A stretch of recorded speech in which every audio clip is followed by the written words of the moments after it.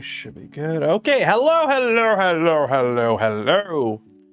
Hello there. Hello there. How's everyone doing today? It's Friday. No, it's Saturday. It is Saturday night. I am cold. I stepped on something and hurt my foot, so we'll see how it goes. How scuffed are we scuffing? Ultimate scuffed. Not ultimate scuffed. It hopefully won't be that bad. We're gonna get something printing for this is our Subway Surfers of the night. Since tonight's stream is going to be, the baby never left. He's always been there. You just don't know where he's at. He's on the main screen. He's always been on the main screen. I just don't have him in this screen anymore. You want to know why I don't have him in this screen? Is because I used to pull footage from this for videos, and long story, but anyways. He's still on the main screen. He's still there. 67 to 6F in 24 hours. Oof. Oh, it's chilly. It's not, it is currently 15 degrees Celsius in my garage right now. And the reason is, normally I have both heaters on this side of the garage. So I have my garage kind of split in two, because you can see the shelf here. This splits my garage in two.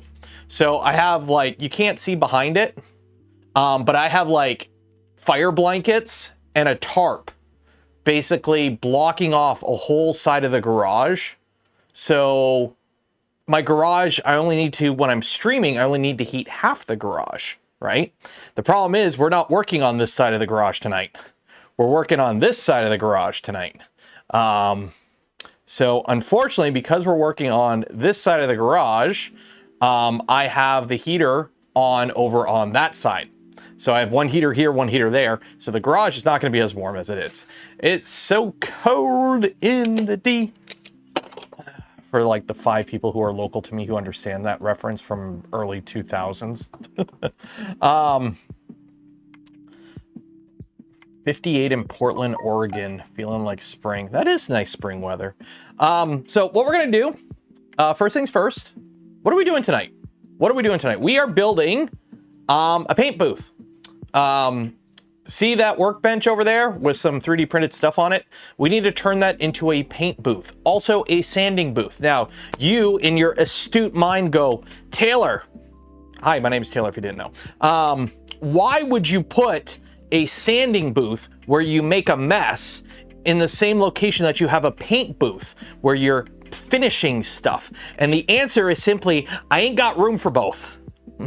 So we're building one thing, and I'll have to like sweep it out before I paint in it, essentially. But the idea is I have a fan. You can see it sideways there. I've got a bunch of filters. We're gonna build a little filter box. We're gonna Apollo 13 this shit, and we're gonna build a square filter that fits on a round exhaust tube without the round exhaust tube because it's winter and I'm not opening my garage door. So I'm gonna have to be able to tank all the noxious fumes and dust and stuff, and hopefully the filters grab it. That's the plan. So we're gonna be doing arts and crafts with cardboard, tape. Waffle House is closed. Oh shit, bunker down, Waffle House is closed. Shop vac, yeah, I have a shop vac too, just tank it. Yeah, we're just gonna tank it. Just gonna face tank the cancer, right? So what I did was I hit up Amazon because, fun fact, you can't just buy box fans. Like, I went to Walmart, I went to Home Depot, pretty much nobody had box fans in stock. So I bought the cheapest one on Amazon, and buying the cheapest one on Amazon means I got a broken one. But it doesn't really matter because it's going to get destroyed doing this anyways. And then I hit up the Home Despot, got some filters. So I'm hoping if I stack enough of them or whatever. But basically the point is, I've got some foam here, I got some boards and cardboard. We're gonna build a little cubby here, okay?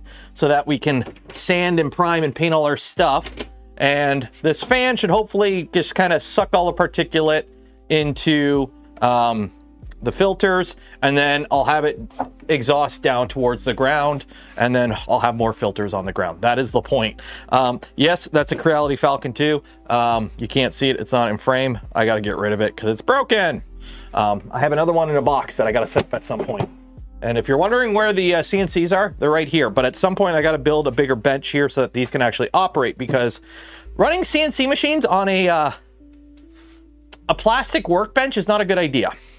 So paint booth, and then build a proper booth once it's not, you know, freezing out. Actually, I got to turn this printer back on too.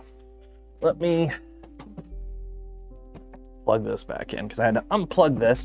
Moving stuff around on this side of the garage sucks because this side of the garage has like no room. So when you're moving stuff around, you have to like Tetris it, where it's like move this, then move that, then move this, then move that. And camera angles on this side of the garage are gonna suck. It is what it is. It do be what it do, yo. It do be what it do, yo. And then we do have my tablet here so that I could see your beautiful faces while I'm streaming from that side of the garage. I'm a glutton for punishment. Hey, maybe, I don't know. I'm into some weird shit. Okay. And then also, don't forget, every stream, we give away a spool of polymaker filament. Speaking of polymaker filament, oh shit, okay, never mind. I don't have polymaker loaded. But we have some blue filament in this printer right now. So I need you to find me something to just get printing. We need to have something printing during the stream today. Something to, you know, Subway Surfer your guys' brains while I'm working on stuff. So I have, what do I have loaded here? PLA glitter blue. You know what? It's some Buddy 3D. It's some Buddy 3D. For those that don't know, we're printing some Buddy 3D filament today. Just kind of, if you didn't know, oh, David's here. Everyone say hi, David. So for those that don't know, there's a little, I guess you could call it a press release, whatever. David is no longer with Printed Solid, so we're printing some Printed Solid filament because why not? So we got some Buddy 3D filament loaded here. And somebody give me something to print. Somebody link something in the Discord and we'll print it. So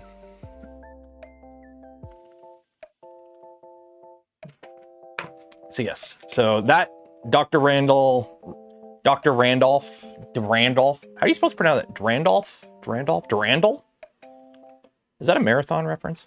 100+ car pileup in North Carolina. Jeez. Do you know what's funny? As a Canadian, when you tell me North Carolina, I picture hot. Like, when you tell me North Carolina, I picture hot. I know it's not hot. There's a 100-car pileup because of snow. Isn't Buddy 3? Oh, no, it's Jesse. I'm an idiot. Wow. That was touching. I screwed up the thing. Do I have Bud? No, it's not Buddy. I could have sworn, was it Buddy or Jesse? I have Jesse. Where's Jesse? Oh, you know what? I'm out of blue Jesse. That's what it was. It's supposed to be not cold. Yeah.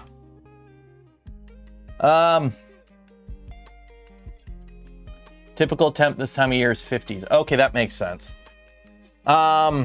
Say what? Yeah. I'll pull up the little thingamabobber here. If you want to read it. There you go. Desktop view. If you want to read the statement there. It is what it is. I don't know any of the details, and that's not up to anyone other than parties involved to disclose. You know what it is? Between you and me, he's bringing back Tech TV. He has the he's going after the G4 license. He's going to try and bring back the screensavers. That's the big plan right now. That's the big plan right now. Right, David? Is that the grand plan? Are you bringing back not screensavers? What show was it? What show was it you're on? Was it? The problem is there's so many tech shows that have similar name that you get them mixed up. Tech Quickie, Screensavers, Screen Quickie. I don't know. There's so many. Attack of the Show. That's what it was. It was Attack of the Show. Dude, I did a spring clean and I threw out like 2 full brooms worth of spools, empty spools or partially empty spools. And by brooms, we have our new recycling bins. They're just big blue bins and you throw everything in there and they take it away. You mix up your cardboard, your plastic, your glass. You don't have to sort it. So I brought out 2 broomfuls of spools to just chuck in the bin.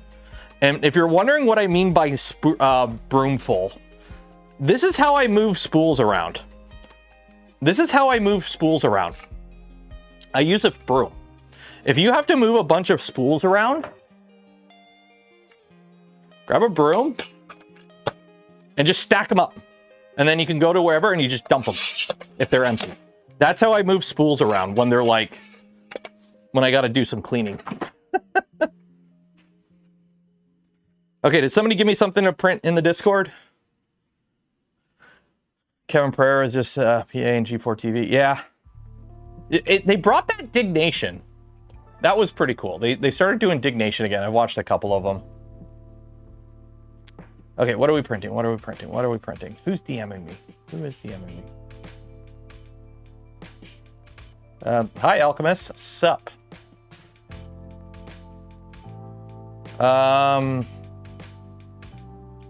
What's going on here? Friend message requests.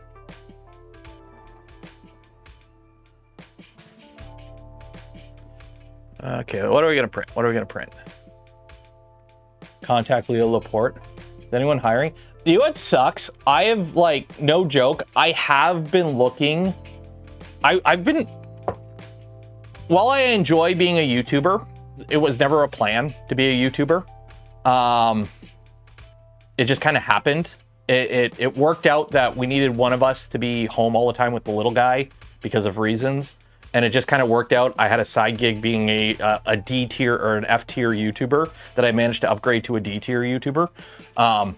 So I've been trying to actually like hunt around looking for some sort of local job in additive manufacturing to have something a little bit more stable. There's fuck all around me.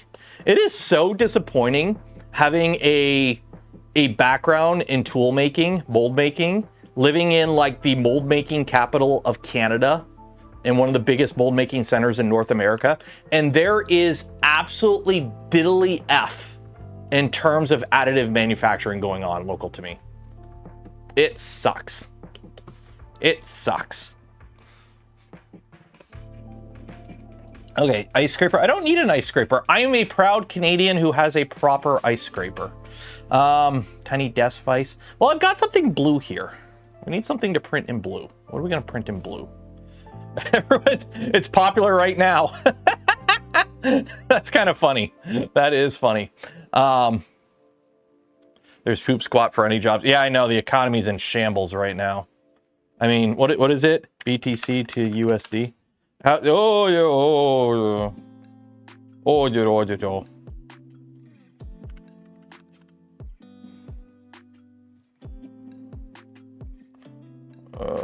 Five days.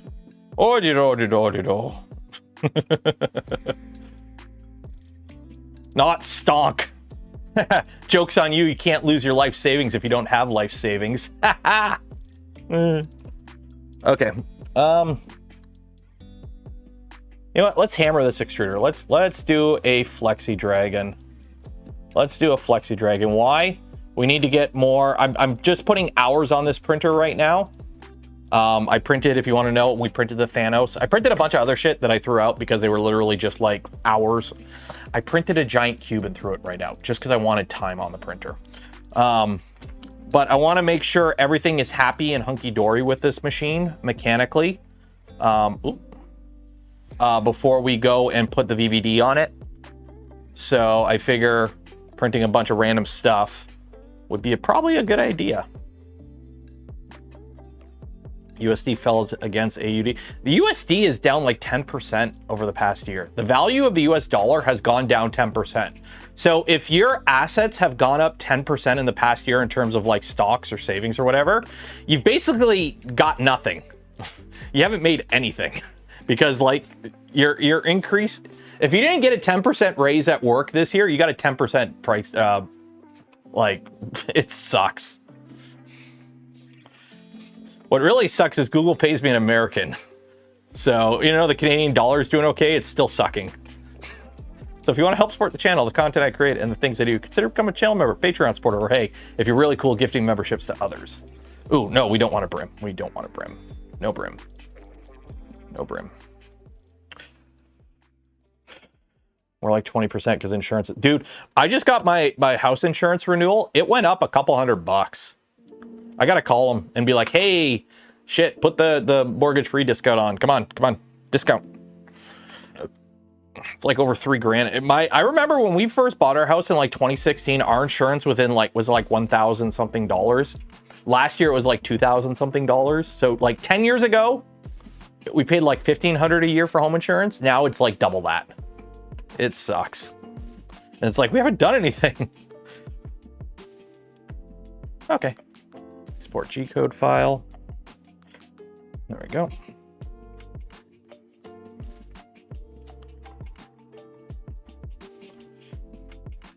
And near alive when I'm home and awake. Hey, lazy bones. I mean, tonight's stream is kind of a whiff-waff, a bunch of random shit, because we're going to be trying to build a filter. Ooh. What was that noise? Oh, one of the fans. That's the price you pay when appreciating assets. The problem is, homes should not be appreciating assets. Like, the problem is, like, the home market is set up so that if you have a home, you want the value of your home to go off, because that's for a lot of people who are like retirement or whatever, right? The problem is, it's locking people out of the home market. Like, I have friends, IRL friends, that still haven't been able to buy a house because like everything is stupidly overpriced, and it's like pay more than the house is worth just so you have the house. Our rent is going up 10% in June. My pay hasn't gone up. Oof, it sucks. Live chat, top chat, all messages. There we go. Cool. So I have you on here. So hello, chat. Everyone say hello, chat. Say hello, chat. Once the print gets started, we're going to go over to the other side of the garage, and we are going to start building, or at least trying to figure out how we are going to build a painting and sanding booth, because I have power armor to finish.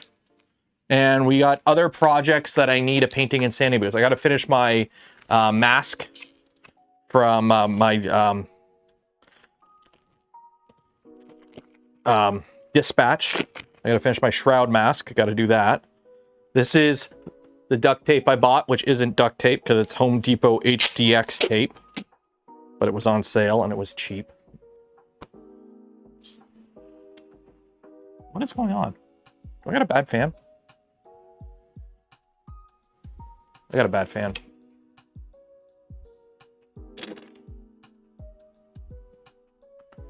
Yeah, I got a bad fan. Oh well. My friend just bought a house up on the street near me. He paid almost double what I did 10 years ago for something way smaller. It's insane. Dude, it's insane. Like, we bought our house in 2016, and it's basically an entry-level raised ranch.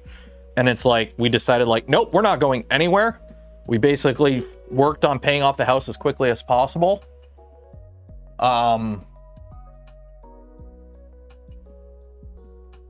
End stop still triggered after retract.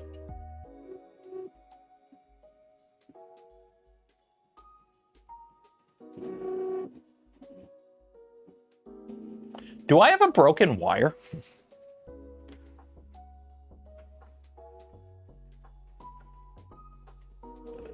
Do I seriously have a broken wire in this? Oh my God, I do. I have a broken wire. We broke an end stop wire. Shit. Dang it. Okay, we gotta fix. Okay. Oh.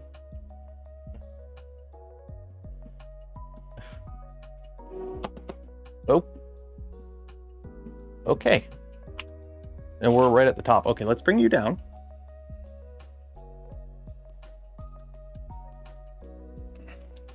Okay, I guess we're fixing the printer first before we go to the other side of the garage.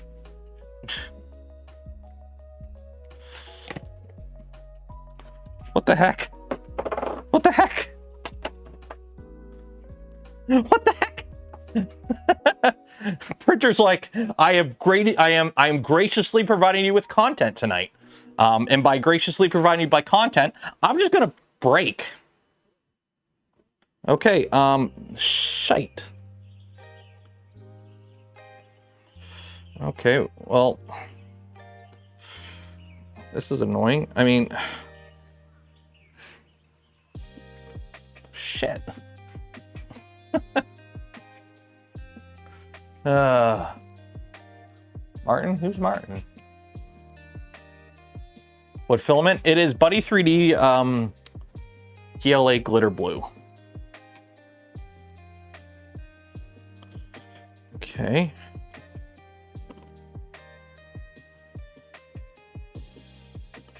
Yeah, it just broke. Well, okay. So how am I going to fix this? I mean, yeah, it broke right there. So I'm just going to solder it back together because I'm going to be lazy because YOLO. So we're going to have to open up a bunch of these. Great.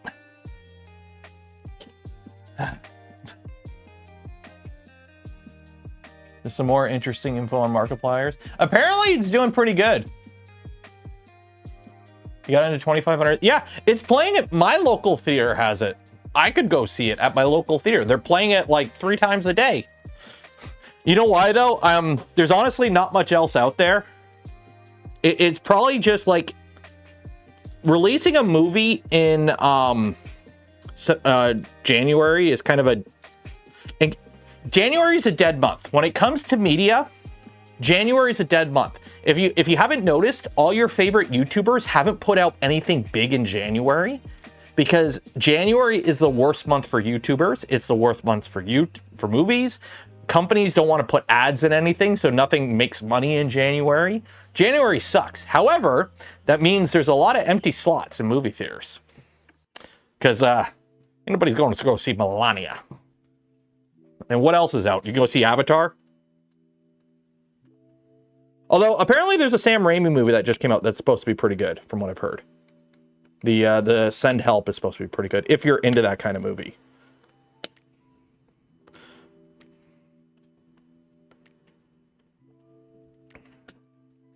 Okay, so here is the thing. Do I replace the wire? I'm gonna have to replace the wire because there's no way I trust putting a solder joint in there. So what we're gonna have to do is take out this guy, depin this connector, and run a new wire. Are any of the other ones broken? No, the other ones are broken. So I'm gonna need a new wire. I'm gonna need a new wire.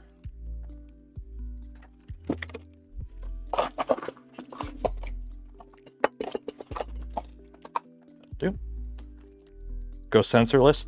Nah, I don't want to do sensorless because sensorless is I just don't want to do sensorless. That's probably way too long. Okay. Yeah, I don't want to do sensorless. It's not that big of a deal on this machine because it's one tool head, but censored is more accurate. And just in case I, for whatever reason, need to rehome midway through a print, I want it to be accurate. Just in case I ever have to rehome mid-print, it'd be nice if it was more accurate. Save the wire. Save the wire, save the world.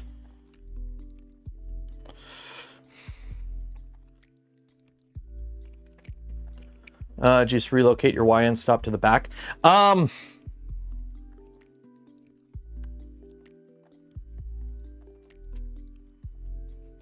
I could do that if you know what, if this dies again, I'll do that. The problem is I don't know which wire is it because this is like a shared ground setup. I'd have to trace wires to figure out which one goes where. So I'm just gonna splice in a new wire. I'm just gonna Bork. My doggo's outside. Wire on the back. I can do it. I actually, we reprinted, oh, you can't see it on this camera angle. We reprinted a cover. I actually can easily add an end stop there, but I'd have to, find an end stop because the end stop that I'm using is a PCB end stop. So I'd have to I'd have to go hunt down and find an end stop in my junk drawer somewhere downstairs. And then, I'd have to rewire it up, figure out which wires I need to cut and splice into, because I know one of them, but I don't know the other one. So we're just gonna leave it as is, and I'll fix it for now, and then if it breaks again, then we'll just go to that solution. We'll do the more permanent solution. The problem is I can't do it on the tool head. I don't have any extra end stops on the tool head to do an X on the end stop on the tool head. So I'm always gonna have to have an end stop on the X, unless I want to go sensorless on the X. So it's like damned if you do, damned if you don't.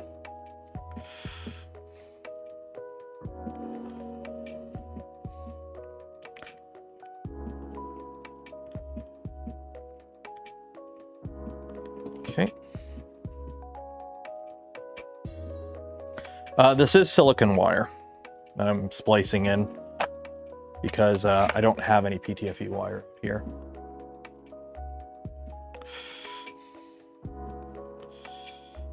Which one is...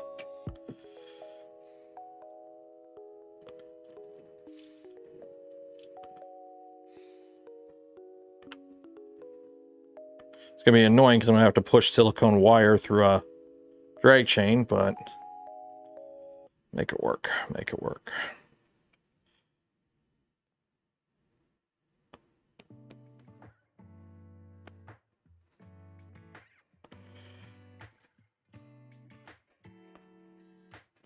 There we go. Old wire out.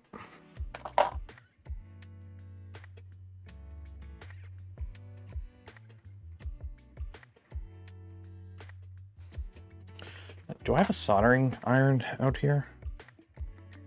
Or did I bring it downstairs? I might have it downstairs. Shoot. Take a look. Fortunately, I don't have any fancy, I don't have a mobile camera right now to show you guys what I'm doing up close because it's on the other side of the garage. Okay, you go in there. I gotta stuff all these wires back in this trench.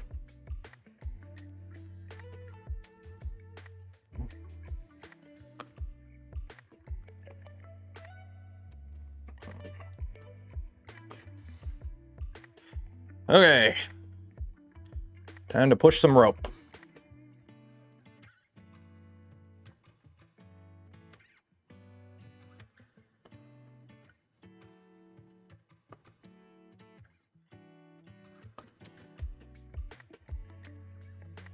Haha, gotcha. Okay, got that. Grab a zip tie.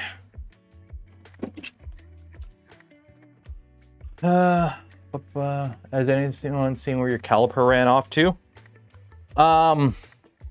It's the same place where your crimper is and your filament cutter.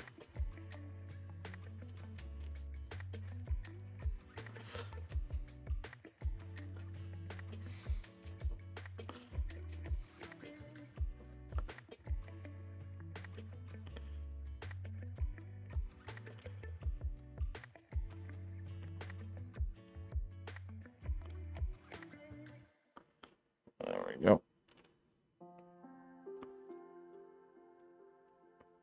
There we go. There we go. Sweet. Can't believe it broke. Like, seriously? I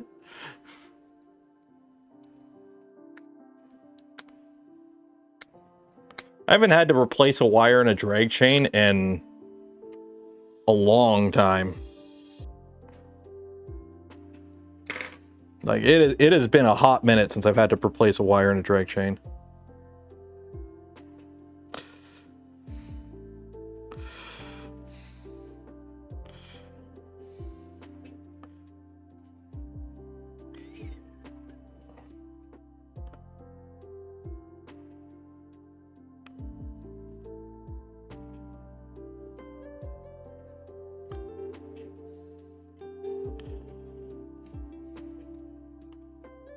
Go.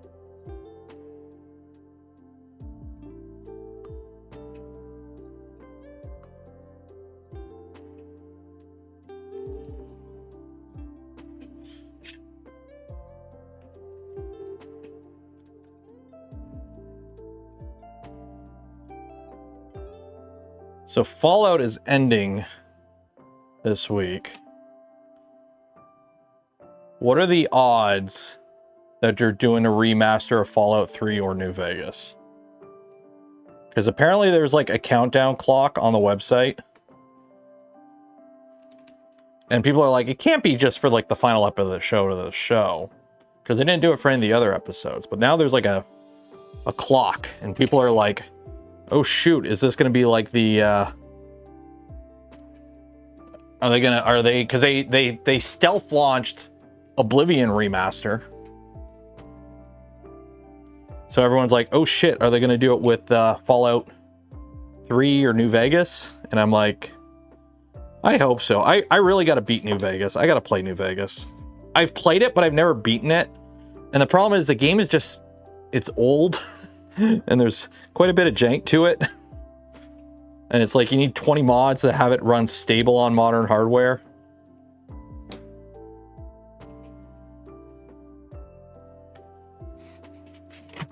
Never makes new games. No, they don't.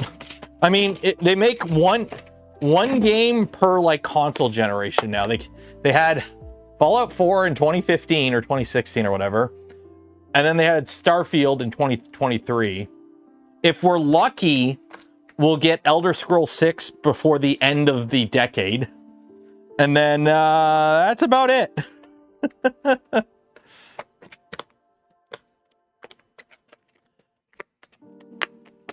Good old Bethesda jank, eh? Okay, where's my soldering iron? Do I have a soldering iron out here? I don't know if I have a soldering iron out here. I do.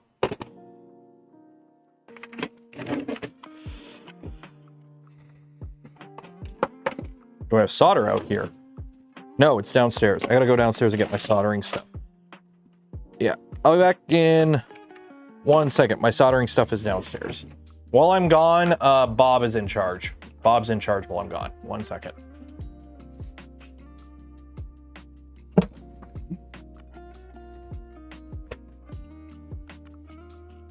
Okay, let's see. Where is my soldering stuff? There's the iron. Where's the solder?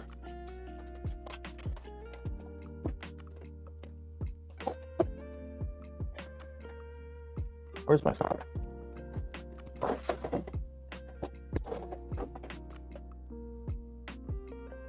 Did I bring it down? Maybe it's in the garage still? Oh, no, here it is.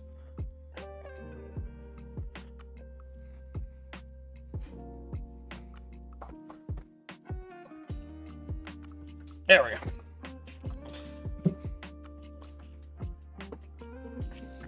There we go.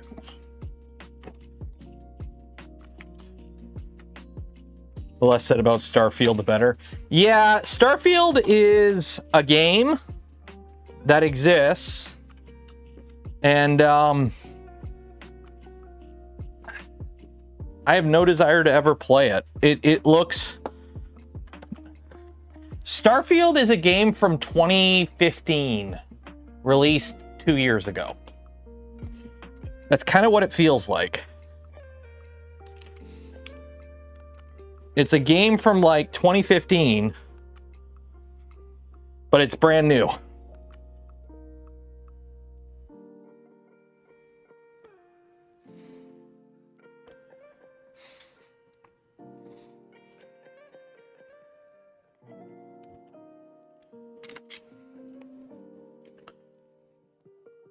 Out of all the games of all time, it is one of them. Exactly.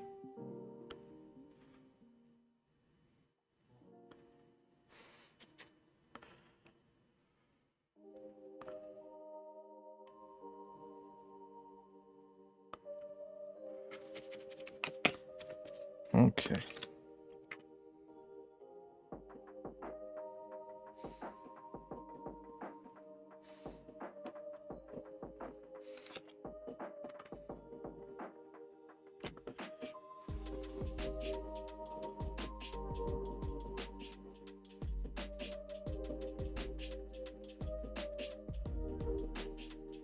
Go.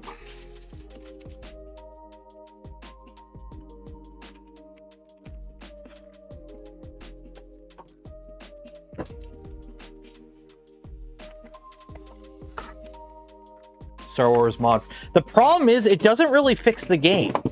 It puts a bunch of Star Wars skins on everything, but the game is still Starfield. There's no real story. Go from A to B, collect thing. That's the game. There's no like big overarching quest. There's no like, and it's, you know, it's Bethesda. So it's like, oh, you want to be an outlaw and kill all the police and take over the world and steal ships? No, you can't do that. Cause you know, you can't kill them. They just fall down. It replaces the story. It does replace the story? Oh. Okay, but is it a $60 15-hour story?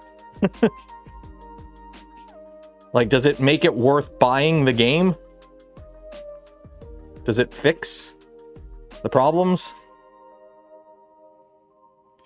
Ooh, this is a little too long, but there we go.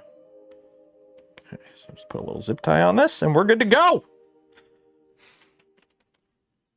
We are back in action, Jackson.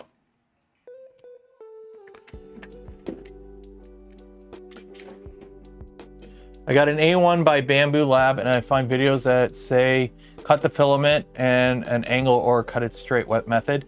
Cut it on an angle. The reason you want to cut it on an angle is because when it goes to feed in, if there's like a little lip or something, it can catch on it. But if it's on an angle, the odds of it feeding in are just more successful. So just cut it on an angle. In some rare instances, it doesn't, you shouldn't, but for the most part, yeah, cut it on an angle. You'll be fine.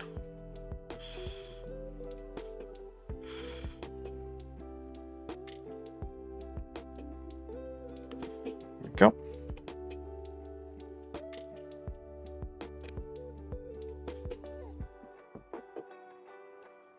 Okay. Now, hopefully, we're back where we started, and we can home this, and then we can go back to working on the other side of the garage. So, home all.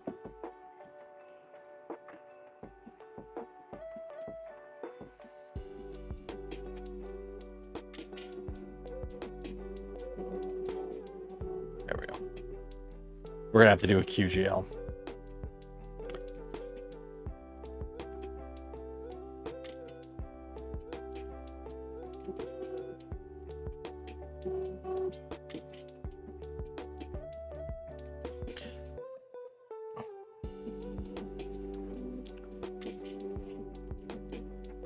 Apparently, according to YouTube, I'm live right now. Is that corner gonna hit first? I think that corner's gonna hit first. Oh, nope, we're good.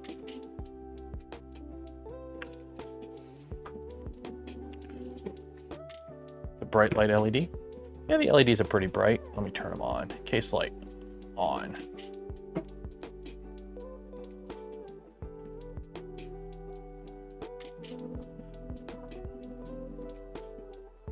Oh, wait, shit.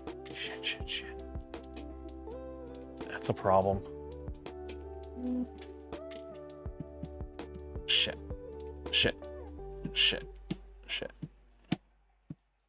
Stupid. There's a wire in here that I'm using to keep the umbilical. Shit, it came out. The little wire that I use to keep the umbilical from flopping is out, and it is almost touching the PCB.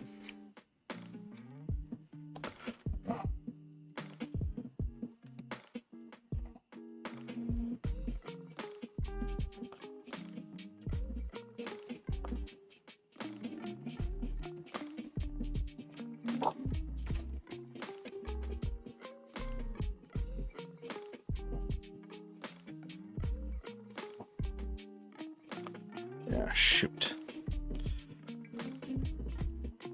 Yeah, you going? Nope, go in there. Okay. Maybe I gotta put a zip tie on it. That would have been bad, you know, shorting out your tool head. That would have been bad. Don't want to short out your tool head. This is why you test stuff before you go and do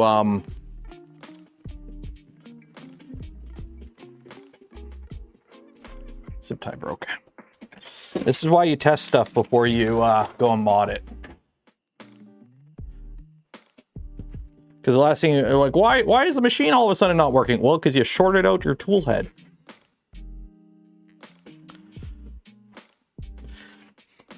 These freaking zip ties are breaking on me. Try a different one.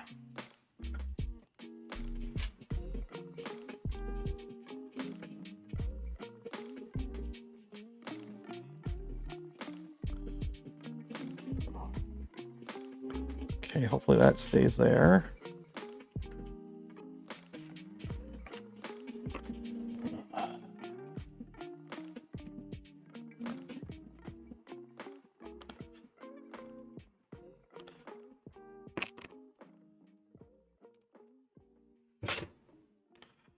This is annoying. Just when you think you got everything working, it's like, haha, break.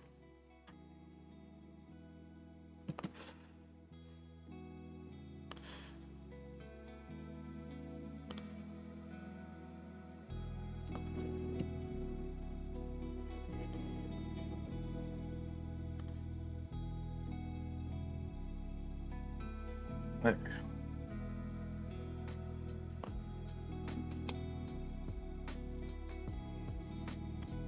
Okay. Let's try this again.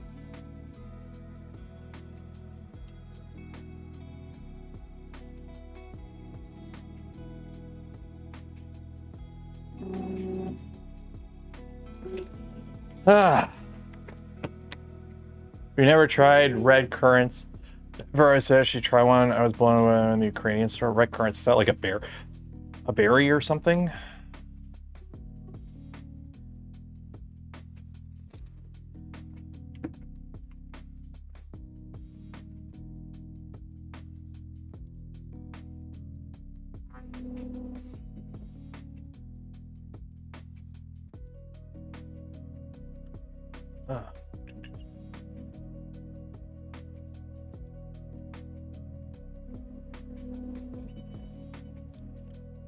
The type of berry? Okay. Well, next time I'm in Ukraine, I'll grab some. No joke, I do want to visit Ukraine one day. I've seen and heard some pretty cool things about like the country. It looks pretty chill. Oh wow, that is way... Oh, it's gonna QG all like crazy on this. I mean, it doesn't help I crashed it, so that... There we go.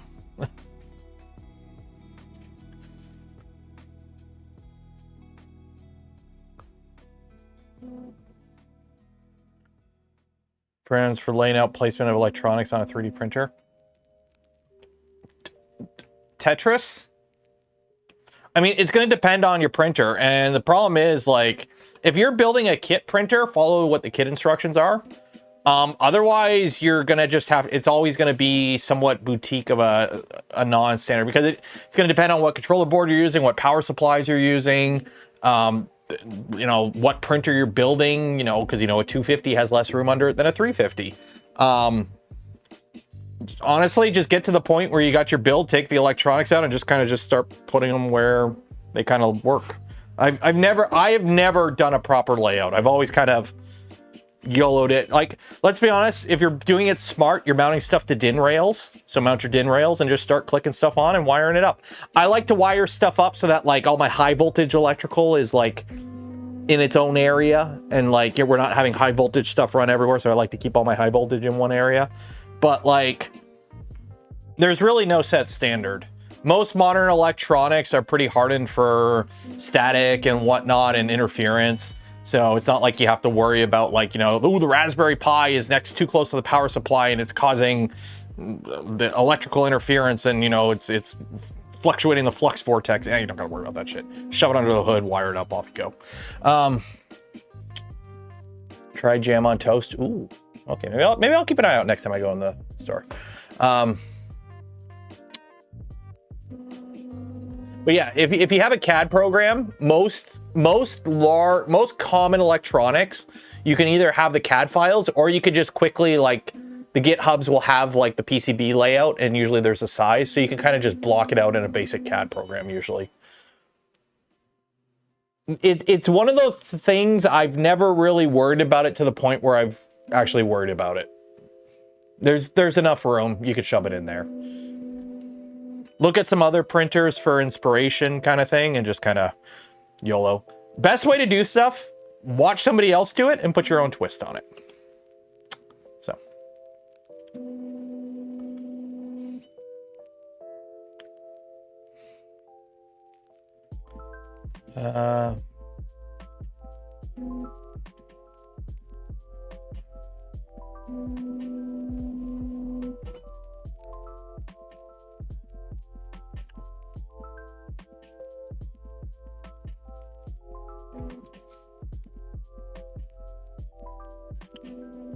Doing a rat rate electronics thing. There you go.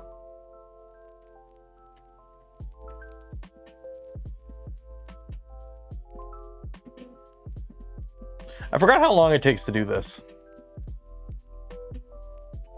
I gotta play around with the values on this. They're all default values, so it's pretty slow.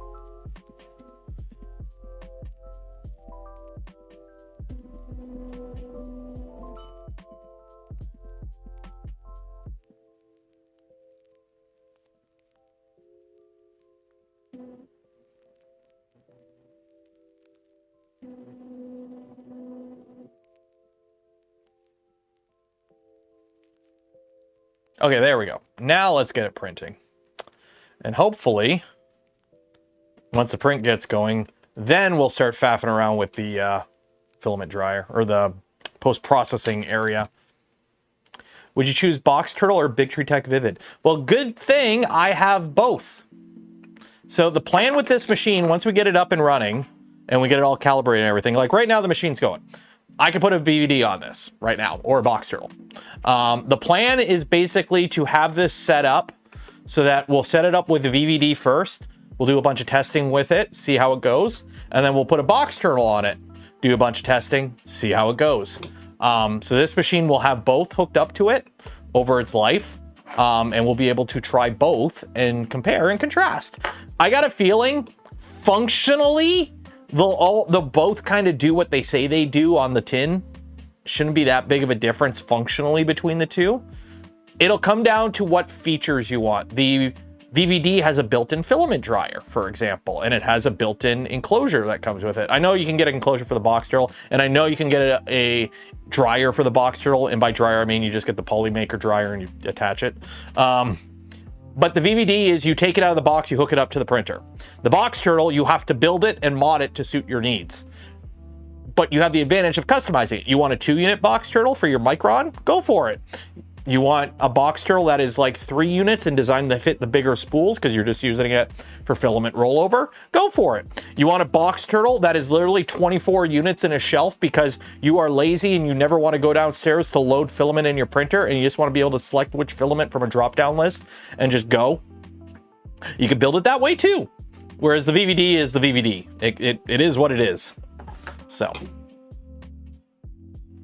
this happened to me once before, by the way. This is back in the early days of Voron, back when we had Cat 5 wires because we were so smart. And what happened once, no joke, I went to home the printer. It failed because a wire broke. I fixed the wire. I turn the machine back on. I do a couple test homes. I do a QGL. Hey, we're good. I start a print. It failed again because the other wire broke. So... yeah, I seen somebody did that with a Box Turtle. They built basically a storage cabinet out of Box Turtles, essentially, and then you just load it up so that way you never have to go to change what filament. You could just have, like, you know, all your colors, all your different filament types, and you could just select and load. You don't have to actually go downstairs and change the printer over, kind of thing.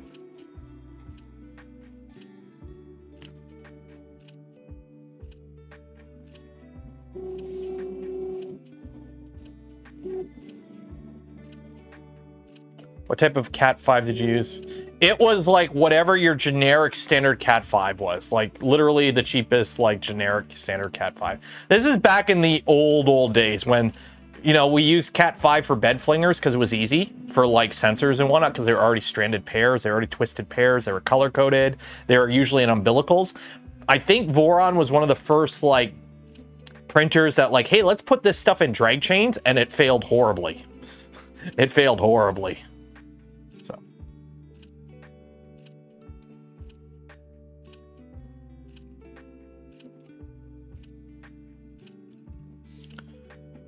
Anyone have issues flashing Victory Tech Octopus Pro 1.1 via normal DFU mode? I don't know. I've done it.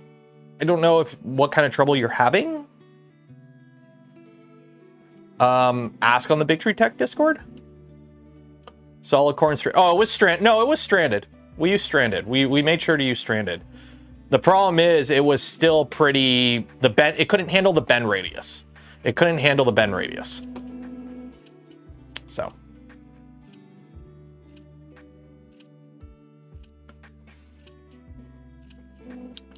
Once the print gets started, we're going to go over to the other side of the garage. Does not work in DFU mode. I would ask around in the Victory Tech Discord. Or yeah, follow the esoterical guide. Yeah, that's a good one.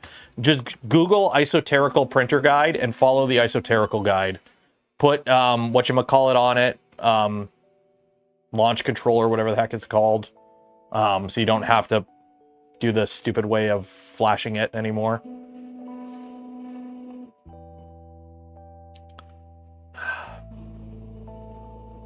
I want to start watching season 2 of Freerun, but I kind of want to wait for it to finish and binge it all. Because the episodes are so short, I don't want to do it weekly. Catapult, that's what it is. Launch control. Yeah, I want to watch season 2 of Freerun, and I don't want to do it weekly because they're only like 20-minute episodes, and that's like too little of a tease each month, or each week. So I'm just going to wait for it to finish. Wait for the sub, or the dub, because I do like the dub of Freerun, and watch that. Watch it with the wifey.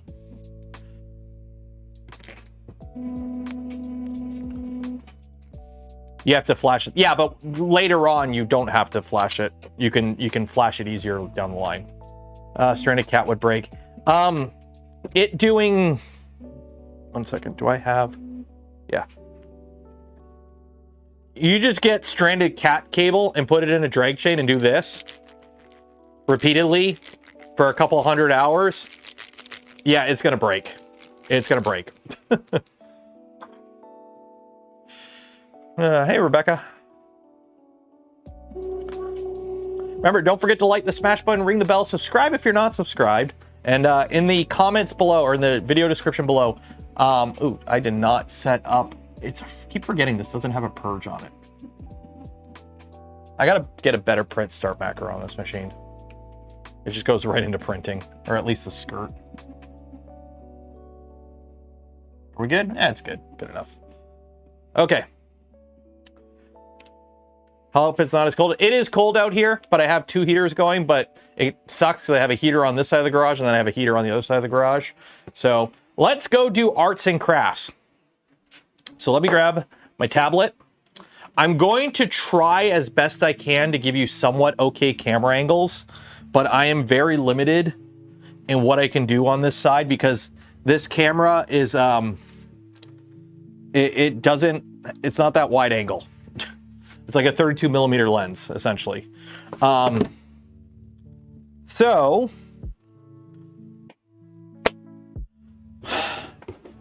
power armor. I've also got, you know, my droid stuff here. So I need a booth where I can do painting and prepping. I need to be able to sand and prime and paint stuff in my garage in the winter. So last year I built a little paint booth. It was pretty scuffed. It worked good enough, but it wasn't the greatest. And the problem was I didn't really have a way to trap particulate. In a perfect world, I would vent that shit outside. However, we don't live in a perfect world, and it is winter, and I live in Canada. So I need to be able to trap all this shit somehow. So we have ourselves a box fan, and we also have ourselves filters. These are furnace filters, essentially. I hit up the Home Depot. This was like 10 bucks for 3 of these ones, and this was 5 bucks for 3 of these ones. Obviously, they are shitty, but, you know, quantity. So, and then also, if you're wondering how the hex grids turned out, here's this one, and then I printed another one, which is still on the printer, so. There we go. So these are the hex grids. These are gonna be the base. So that way, if I'm sanding, I take these out, and then I can just kind of suck it, you know, use the vacuum and whatever, clean up all the grit. And then when I go to paint, I can put these down so that when I put paint stuff, I don't get all the grit on it, and also it keeps it up off the table. So we have that. Yeah, large printer is awesome. Yeah, this is one print. This is one 6-hour print. Like, that's pretty cool. And they fit, 2 of them will fit perfectly on here. So I just get 2 of them, put them side by side, bing, bang, boom, Bob's your uncle. So how this is gonna work, I had an extension cord. Yeah, here's my extension cord. So let's see here. Plug you in. Okay. And plug you in. So the basic idea is, this is a box fan. So when you turn it on, it blows air towards me. And it's actually pretty powerful. It's blowing a decent amount of air towards me. But I don't want it to blow air towards me. I want it to blow away. So I need to mount this basically like this, so that it sucks in this way and blows that way. And then we'll put filters around it, essentially. That's kind of the idea.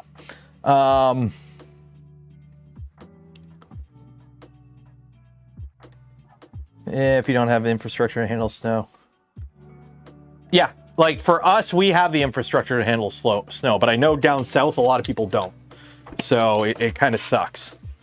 So the basic idea is, this is gonna suck, because I'm gonna have to run this through here. Because this thing is built so, it came broken. Like, it came broken. The grill is broken. Somebody I got it from Amazon, and it's like busted. And I was gonna return it, but they're like, oh, you have to bring it to the Purolator Center to return it. And the Purolator Center is like a 15-minute drive for me. Or actually, it's like a 20-minute drive into town. So I'm like, I'm not gonna spend an hour of my life returning a shitty fan that's gonna get covered in like sand and spray paint and whatnot that functionally works anyways. So,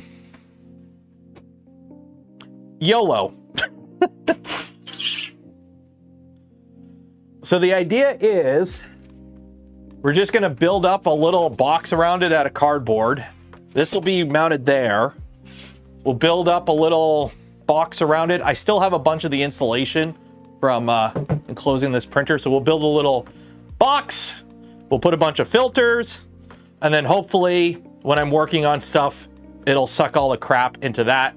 Yes, I'll still wear a mask, but at least it should prevent, grit and spray paint from just kind of floating and wafting throughout the garage, because that was the problem I had last year with the setup. The setup I had last year, everything just kind of wafted around, and like I would come into stream the day after working on stuff, and like my keyboard would be covered in grit, and I didn't like it.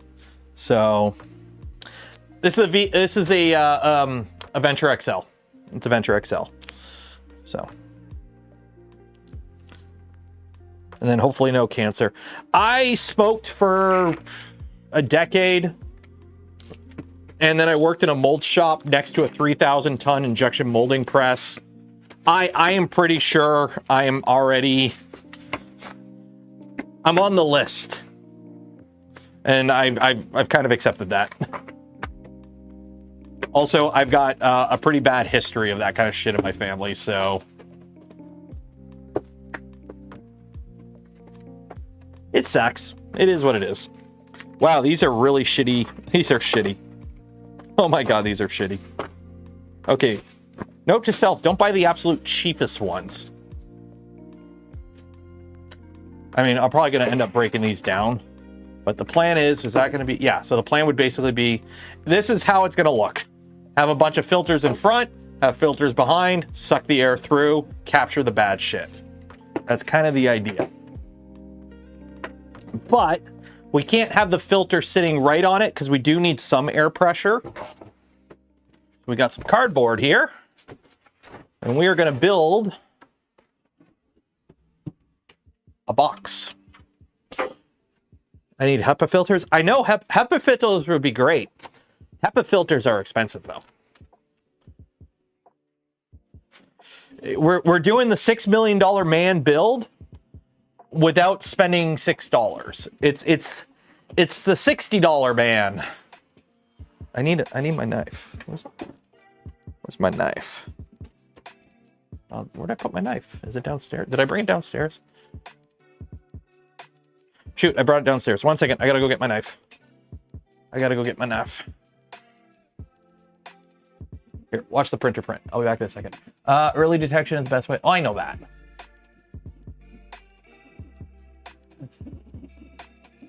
Plastic filter. I know. I'm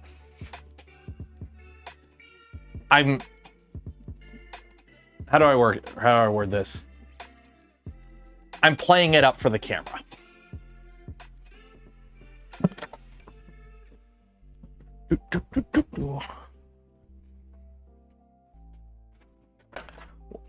Where is it?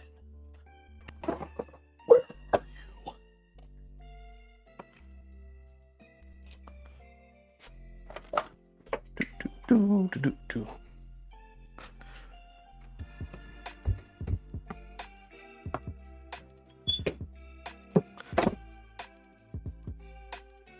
There we go. We can repeat it. Yeah, we can rebuild them, but get a quote first. I don't want to spend a lot of money. There we go. Oh no, I only have one knife blade left. Oh wait, no, is there two in here? Or... Dang it, yeah, I only got one. Shoot. Oh well. I don't have knife blades. That's annoying. That's annoying. Okay, who remembers what you do with knife blades when you're done with them?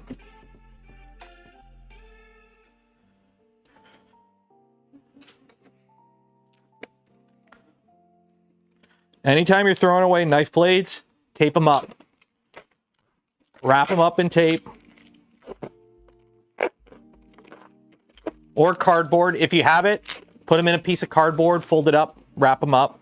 The last thing you want to do is throw away a blade in a garbage because you will slice the hell out of somebody. Years ago, I sliced my shin open or my thigh open through jeans. I sliced my jeans and I sliced into my thigh. If I wasn't wearing jeans, it probably would have been a lot worse because I broke a cup and I just threw it in the garbage and I didn't realize. And then when garbage day came, I grabbed the garbage bag out and I was just kind of carrying it and it just bumped against my leg. Slice.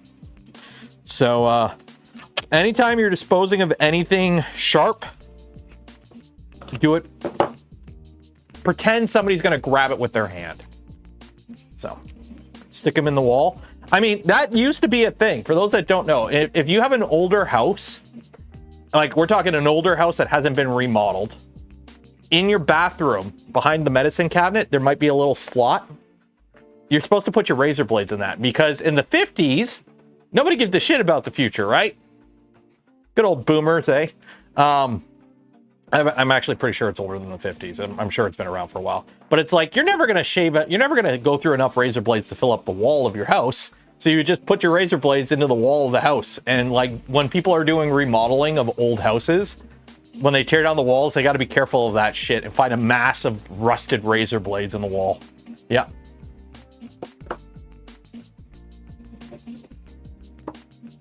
Okay. Back to work. Oh, speaking of, I don't have any yet, so I can't really comment on it, but they are sending me some. Gamer Subs has, and I'm being a corporate shill right now, buy some Gamer Subs, use code Canuck. They have a bunch of melatonin flavors now. Like, they have flavors with melatonin in it. I think they're sending me this one, the cinnamon bath one.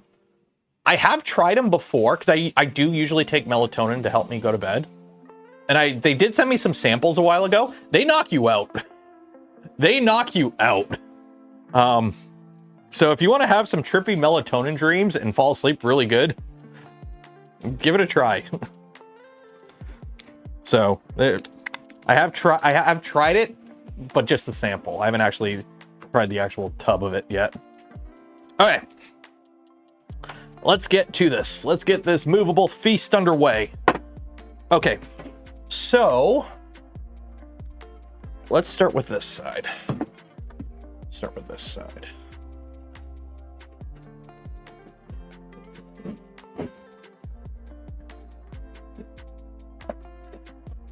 Okay.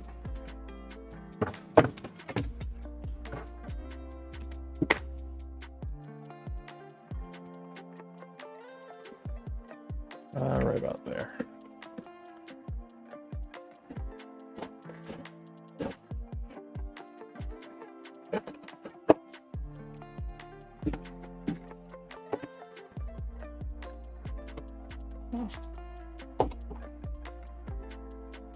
Melatonin makes me super groggy the next day.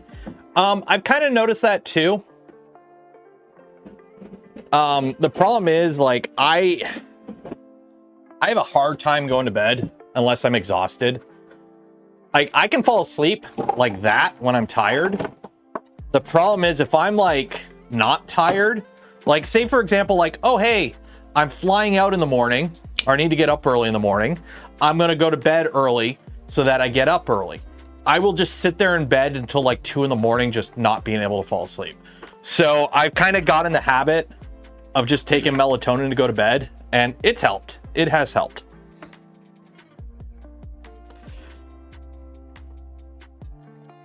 Okay.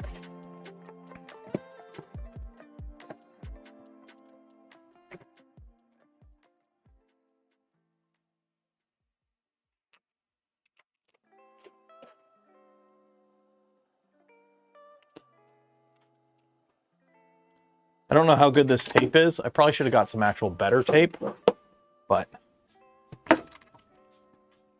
for $1.99 tape, it'll do.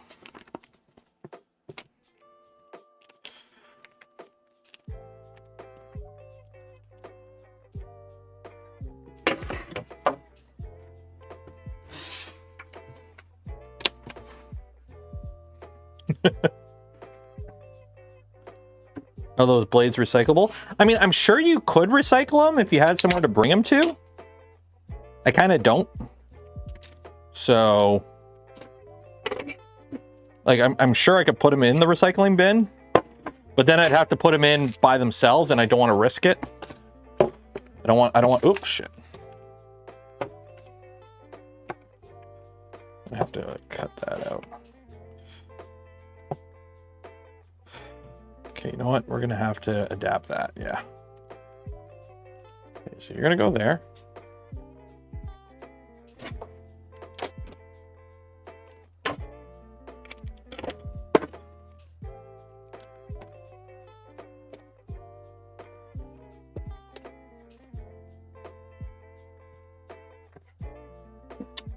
All right.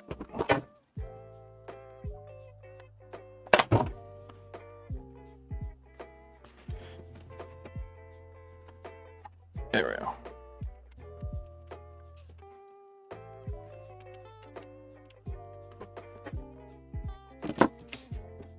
There we go.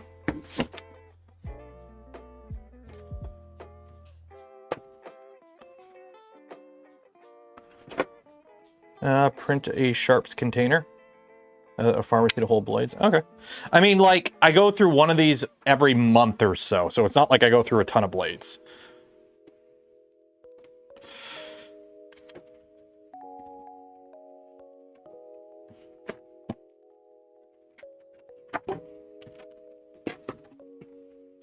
It's kind of like a pretty low thing on the priorities, unfortunately.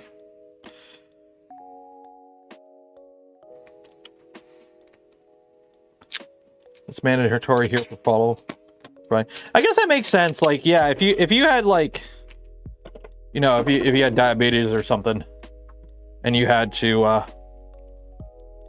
take injections, I guess that would make sense to get one of those.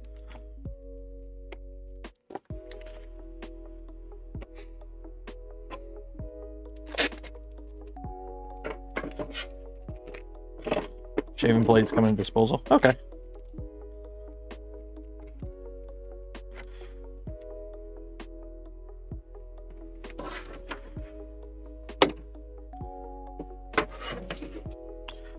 Am I going to try and take these bottoms off? Yes. I need a knife. There's feet I have to remove.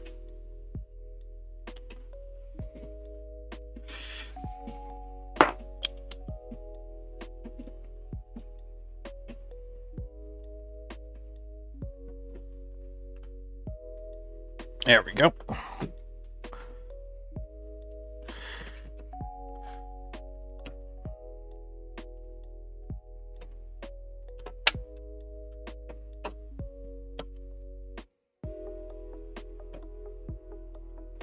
There we go.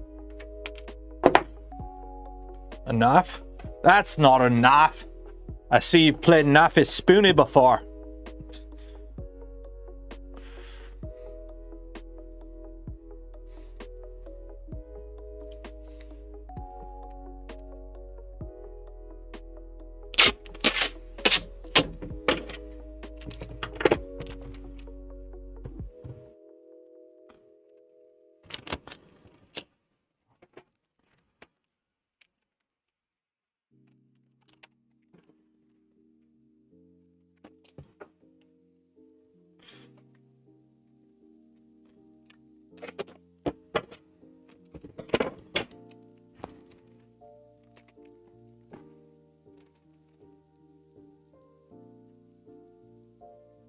There we go.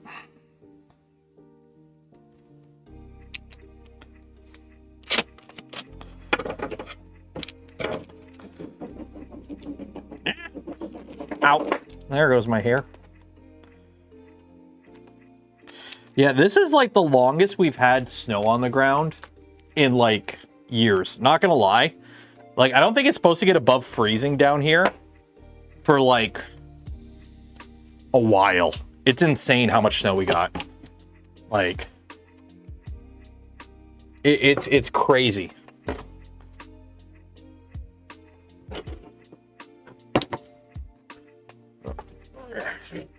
And I know some places in the States, you guys are getting a lot more snow right now.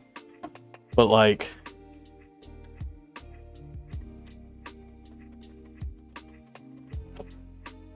it is insane how much snow we've gotten here over the last little bit.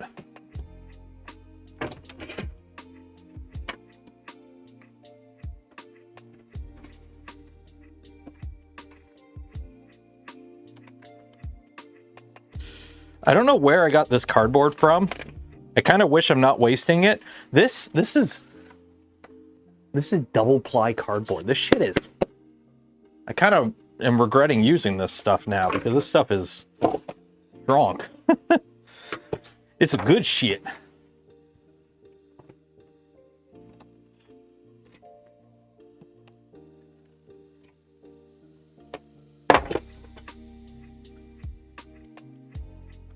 Missed the storm that week, sitting on 17 inches from last Sunday. That's what your mom said. Hey, yo.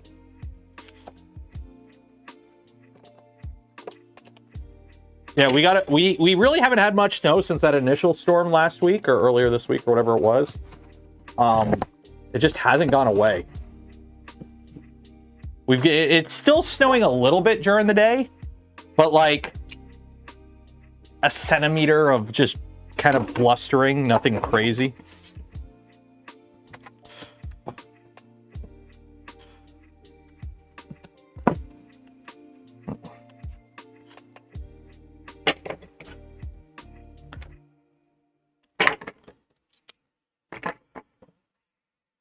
Needs to make double ply cardboard. I know.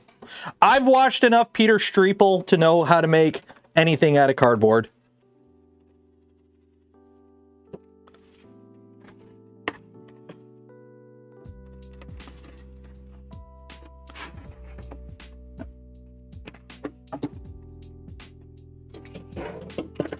Well, that piece that I kicked underneath is never coming out.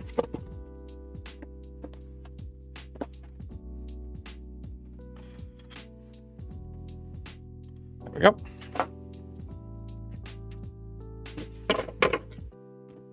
gone above freezing this week. Damn. Yeah, it's been chilly and snowy.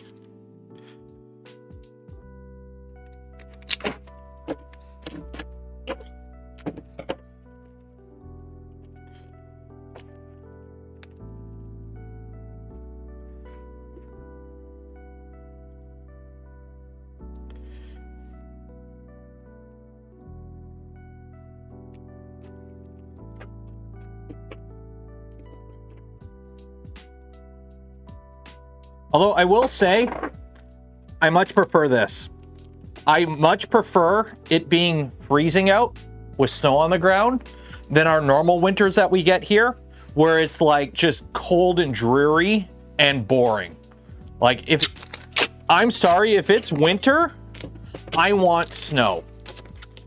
I don't want, like, our normal winters here are just brown, where the ground is just mud. All the trees are dead. All the grass is dead. It's basically brown and dreary. And then you get this cold wind that just permeates everything. I hate that winter. I can't stand winters like that.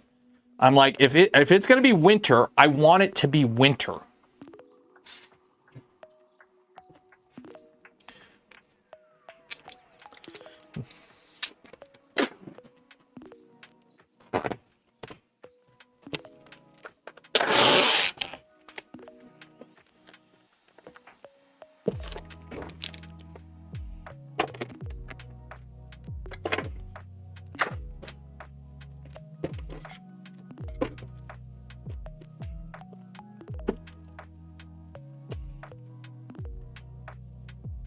Cut myself. How did I cut myself?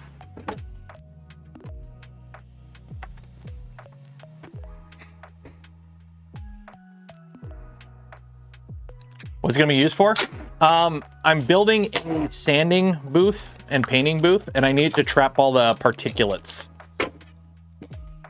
So like when I'm sanding or painting something, to keep all the shit from floating around my garage, the idea is I'm gonna put a bunch of filters around the fan, so this way it'll just kind of suck everything into the filters, hopefully.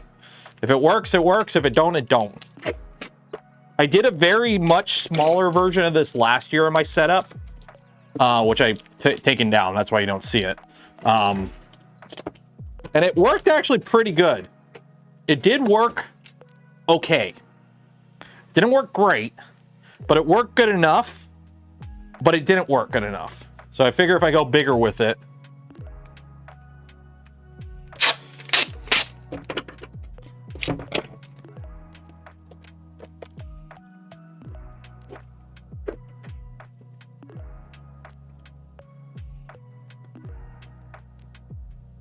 that's kind of the idea, is just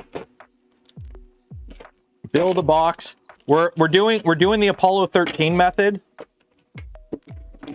right? If it worked for Apollo 13 and their carbon dioxide problem, I'm sure it'll work for me and my Bondo and sanding and spray paint problem, right?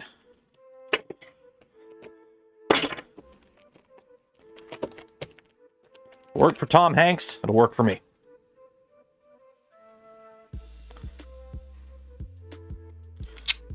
Where's the round part? Oh, we've adapted it. The round part will be in the summer when I can actually hook a tube up to this and exhaust it outside.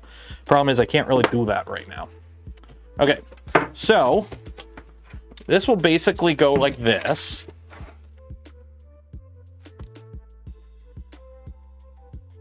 And the idea is we can put filters in front of it. Okay. And that will collect it. And then we'll put filters behind it. There we go. Yeah. So we can tape some filters to it. That will collect all that shit. And then it just exhausts out the back, hopefully. And then we put more filters. I have proper, better filters. It just depends on how how much is getting collected. So I figure these filters are pretty shitty. Use these as like pre-filters to catch the big shit, and then finish it off with the better filters. So let's do a quick little test here. Let's do a quick little test here. So put that there. Yeah, the flow's backwards. It's blowing air that way.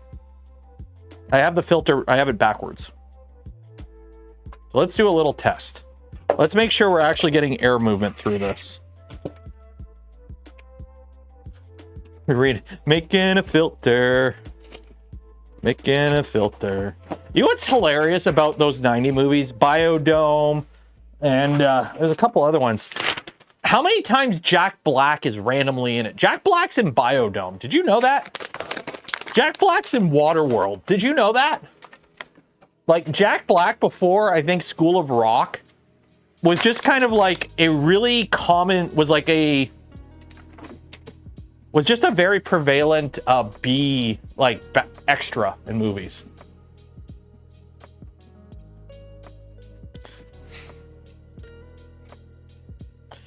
Okay, let's see here. So if we do one good filter, which way does the air blow? It flows this way. So if we do one good filter, okay. Actually, I'm gonna put this here for now. Okay. And then one shitty filter in front of it. And let's just plug it in and see what we get for air movement. Plug it in, plug it in. I'm gonna need a longer extension cord. Okay. Now,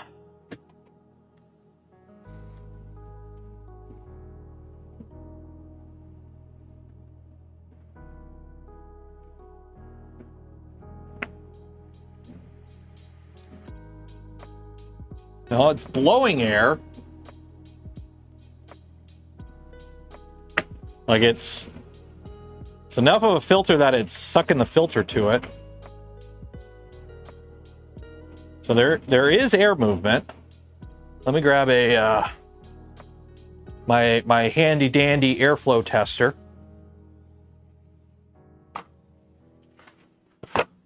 Only one who hasn't seen Biodome. I mean, if you're younger, if you're a Zoomer, probably not.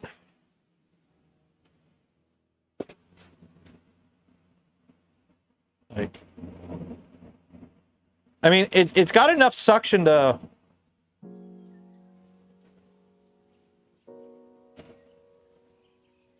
like hold paper towels to it, so I think we're good. I mean, it should be good. But does it suck? It's gone from suck to blow. Okay, let's actually tape these on the front. So we got the front done. I probably shouldn't tape them on, but I'm just gonna tape them on. And then if I need to, when I go to replace them, I could just cut them off and replace them. Not real impressive. I mean, what are you expecting? This is the cheapest fan on Amazon, and these are the cheapest filters. Again, scuff. We're doing this scuff.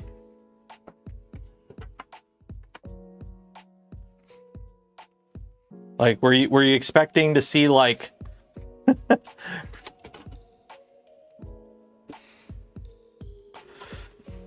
does suck. I mean, all it's meant to do is when I'm like spray painting and sanding, all the stuff that would normally just kind of float away just gets trapped in the fans. That's the whole point. The whole point of this thing is basically prevent all the shit that normally would float throughout my garage to just kind of get sucked into the filter. That's the whole point of this, is just keep the garage from getting a complete mess when I'm working on stuff out here. That's the whole point. So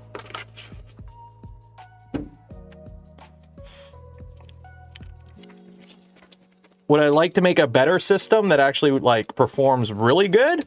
Oh, I'd love to. I wish I could have a permanent setup. What I would love to do in a perfect world is actually get like one of those high static pressure exhaust fans and have like two behind it with big bat insulation and have it exhaust outside. I would love to have a dedicated booth for that. But I can't punch holes in my wall, and I don't have the budget for that. So instead, this. Instead, we are doing it the easy way. This ain't no fancy Corsi Rosenthal box. Yes. Whatever that is. Why does every time I see Rosenthal as a name used in something, I think sci-fi? Am I the only one who thinks that? If you see Rosenthal, that just like it's also isn't that the name of the alien in Men in Black? Isn't that one of the aliens in Men in Black?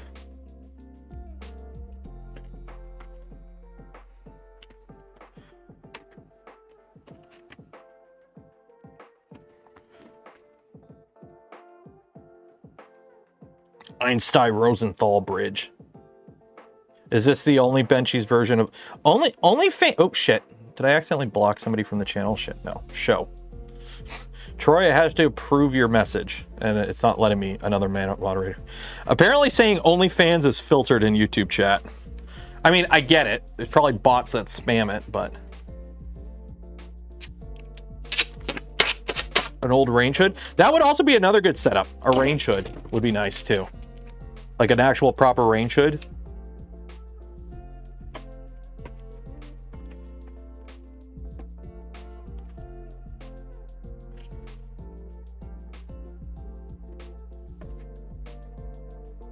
Maybe a box tent for sandblast. Oh yeah, like there is ways to do this a lot better. But I'm in $60 for this. Using stuff I have.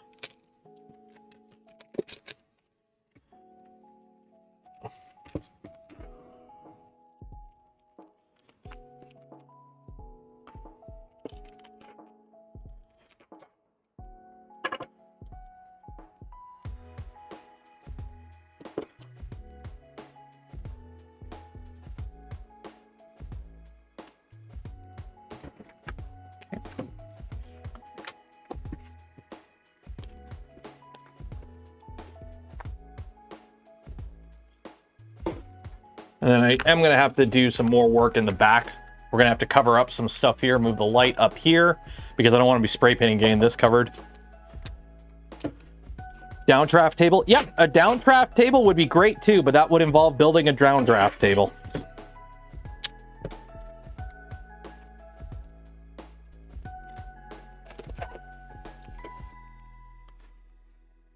Unfortunately, you know, it says these are 20 inches. Oh, wait, it's because the fan's 20 inches, but it doesn't count the molding. That's why. That's why.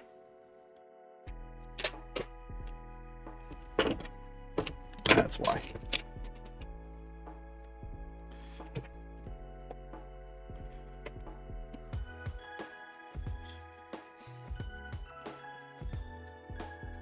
If you use a pegboard as a bottom.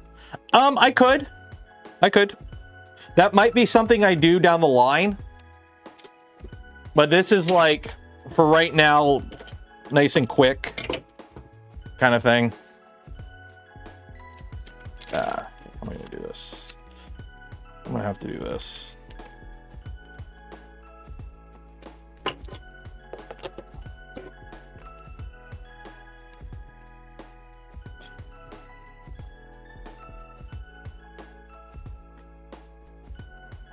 Get one of those cheap. We don't have those. Like, we don't got the cheap shit like you guys do in the States and Canada. It kind of sucks. Walmart here is not as cheap as Walmart is in the States. I wish it was,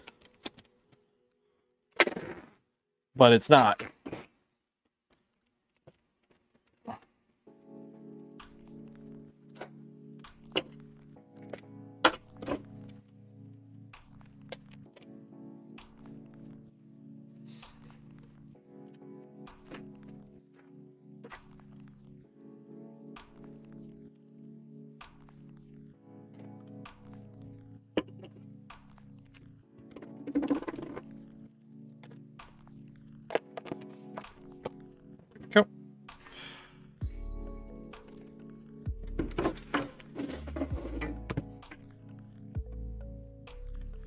Canada's quality standards. And not so much. It's just, I don't think the profit margins are there. It's like we had Target try to open up in Canada, and they went out of business in like a year. Like, it was funny when they opened Target here in Canada, because like all the Canadians that live close to the border like me were like, ooh, they're opening a Target. And we're like, because we've been to Targets in the US, and it's like, it's basically a better Walmart. But then they opened the Targets here in Canada, and it was basically, it wasn't a better Walmart, it was just a more expensive Walmart. It's like they had the exact same inventory as Walmart Canada has. It's just everything costs 20% more. And the worst part was they didn't have anything in stock because their inventory system up here was horrible. So they were always out of inventory for a lot of stuff. So it was just a complete mess, and they went out of business in like a year. So that was kind of funny, actually.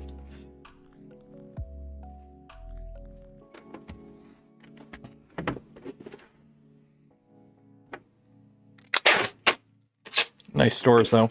I mean, most of the stores were just Zellers. They basically took over all the leases for a bunch of Zellers.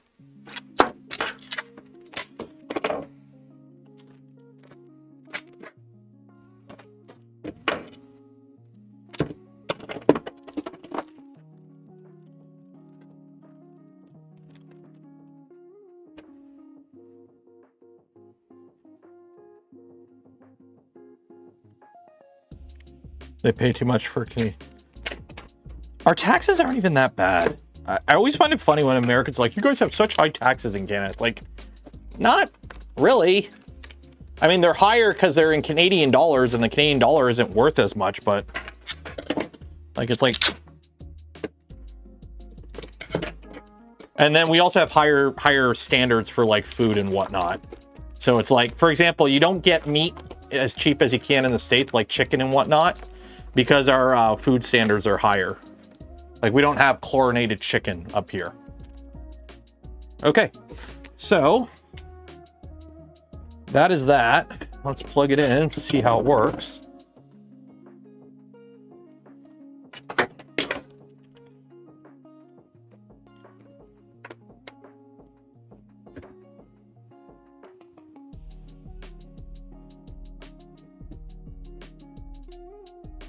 Oh yeah, that's sucking. Where'd I put my... It's plastic. Oh yeah.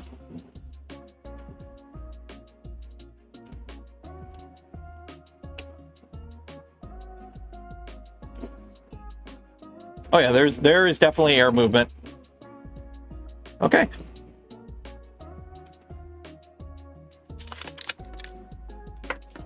But corporate and property taxes are lower, but income tax is high in Canada. It's like, I'm trying to remember, for your first like $50,000 in income in Canada, it's like 20%, I think. And then from like 50 to 75,000 income, it's like 25%. You can go on, you can just Google Canada income tax rate. It's not as high as you think. It's not as high as you think. I mean, don't get me wrong, I wish there was no income tax, but, you know, somebody's got to pay for the roads and healthcare.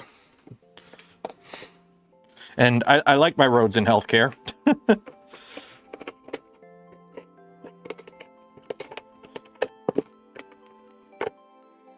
Okay, so that is that. I just got to put some feet on this because I chopped the feet off the bottom.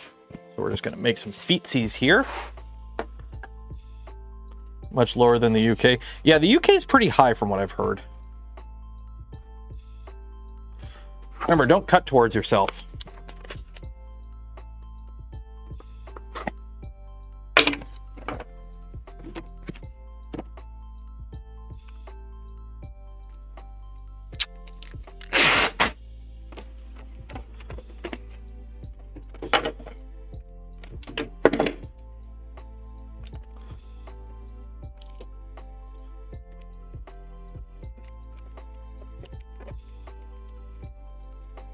We'll go there.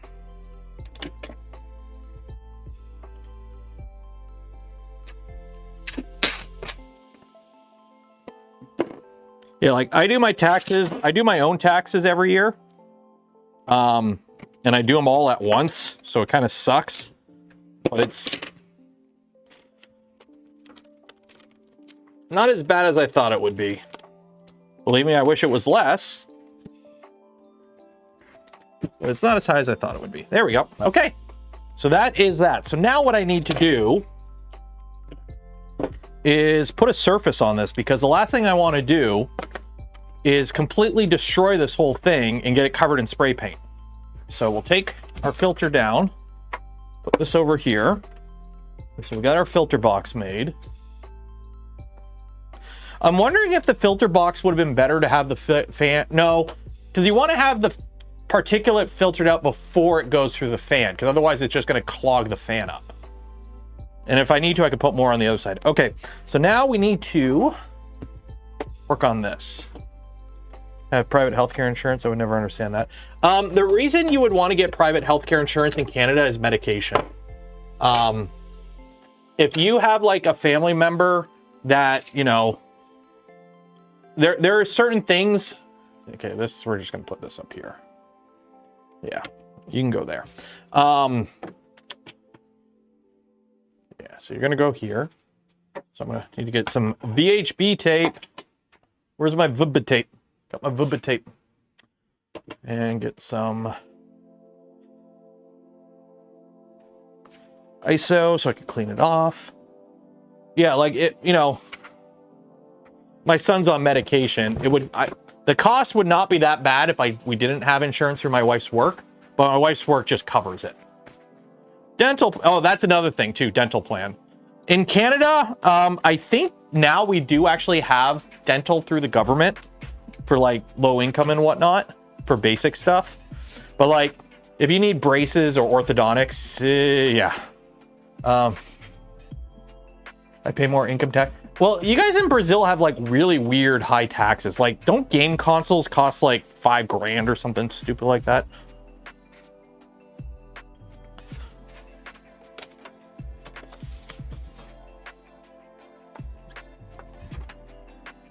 Okay, so should I have it like this or like this? I'm gonna have it like this. Put you right here. You're right there. Okay.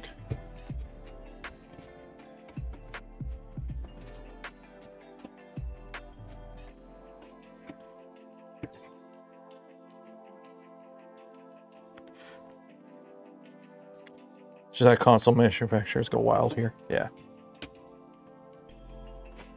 Like, don't get me wrong, our system could be better, but it could also be a lot worse. And I'll take it for now.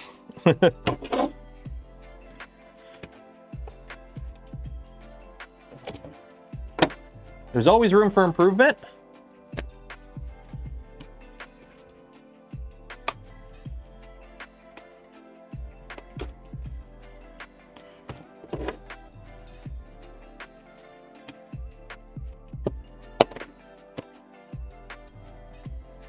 Blame tax, but really not sure. Well, taxes are high, the profit margins are higher. Oh yeah.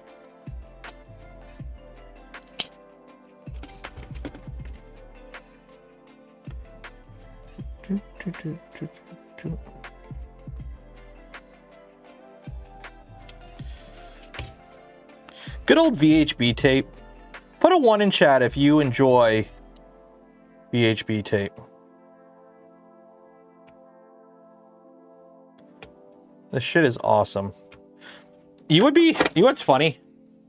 If you don't know, look it up. How many car parts, how much of your car is held together with VHB? I don't think people realize how much of their car is held together with VHB. I'm pretty sure a lot of people don't realize how much of their car is held together with VHB tape. And if you knew, you would be surprised.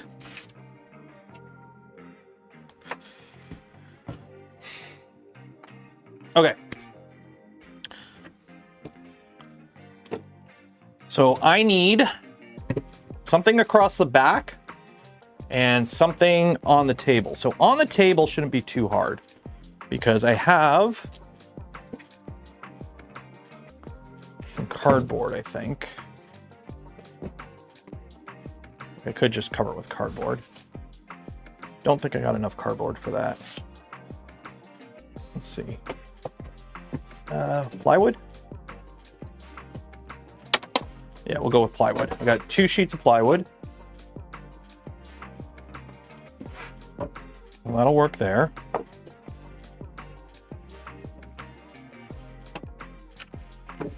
Yeah, that works. Really? I'm gonna have to cut that.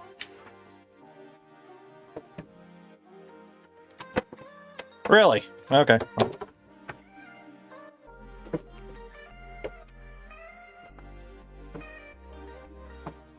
Okay, that works. I'm just going through my stuff here, seeing what I got. We'll do that. That works. Okay, so that goes there. That goes there.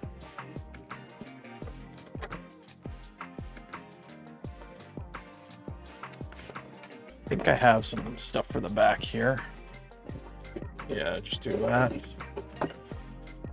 Print a sheet on the Venture XL. I could. I probably could, let's be honest. I probably could just print something on the Venture XL. Big printers are big.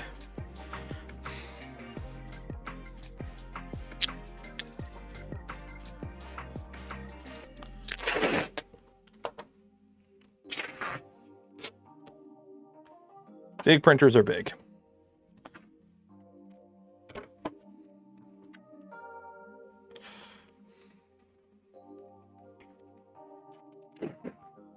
How's the print doing? Can somebody check on the print for me? Is the print okay?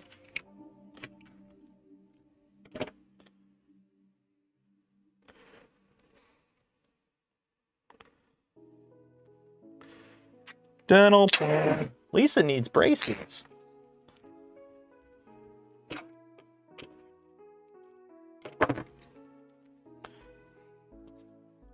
Is it sloped?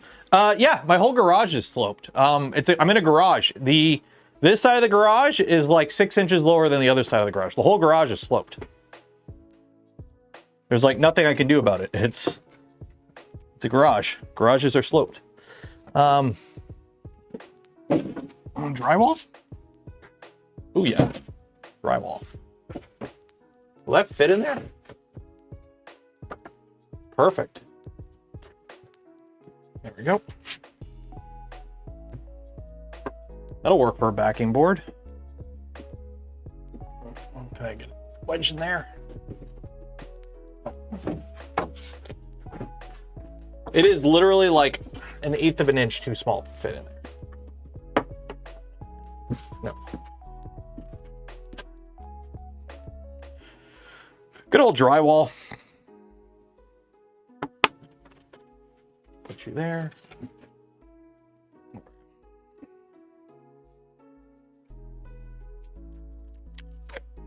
6 inches. I don't know what it exactly is. I just know it's sloped.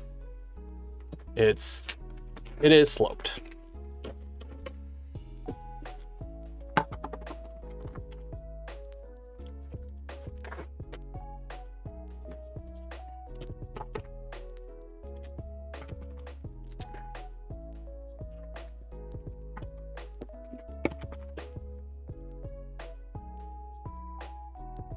Is this the proper way to install drywall? No, but it works.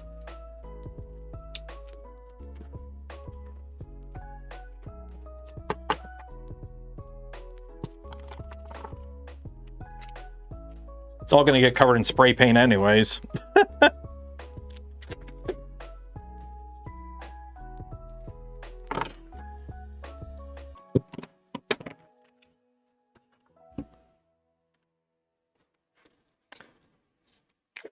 It's more like 2 inches. Yeah, it's probably 2 or 3 inches. I know I've had to shim stuff up. Like for example, the bench on the other side that the printers are on, I did shim them. Like the tabletop is flat, and I think it's like about that much between the one side and the other. Okay. So that's that. Now I need something across the top. Use these guys. I think I have one more. Do I have one more?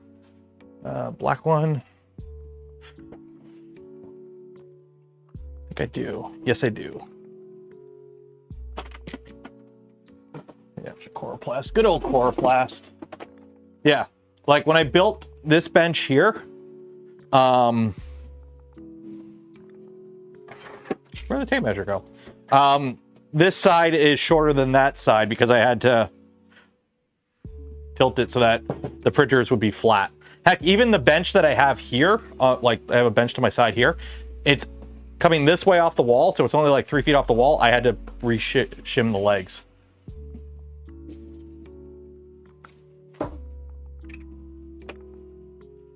Check the secret camera. How is the print coming? It's coming along pretty good. Okay.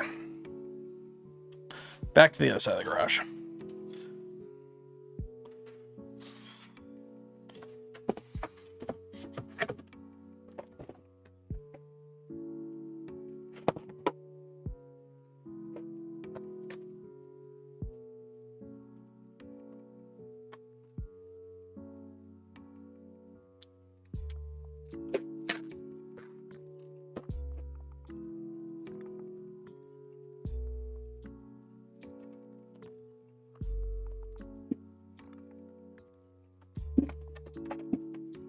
Yeah. Don't you hate when you put the scissors under something? You're like, where'd I put the scissors? Oh, I put them under something.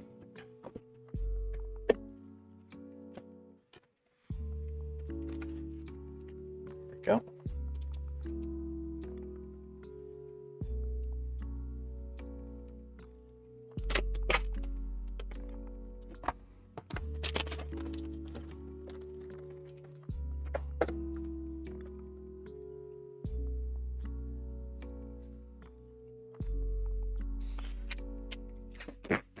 In the middle. I think mine is sloped both ways. It's sloped towards the front of the garage, then it's sloped towards the middle. There we go.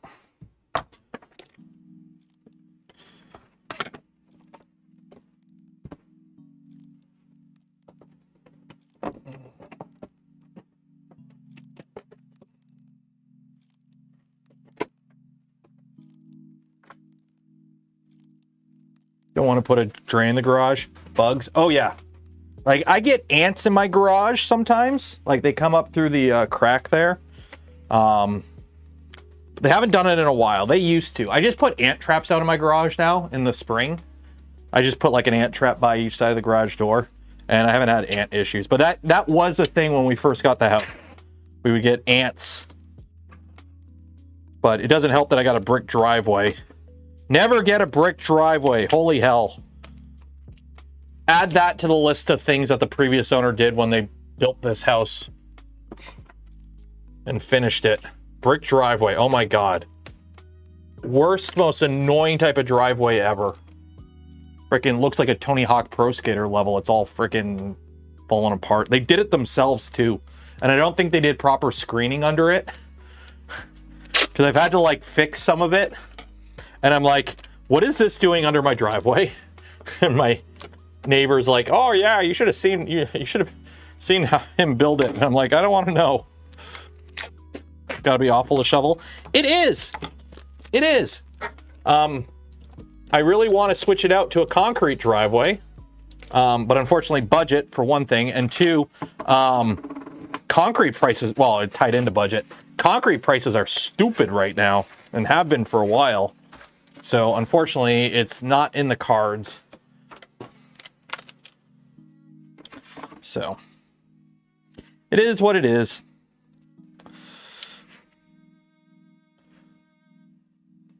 Brick is fine if it's on a concrete base. Yeah.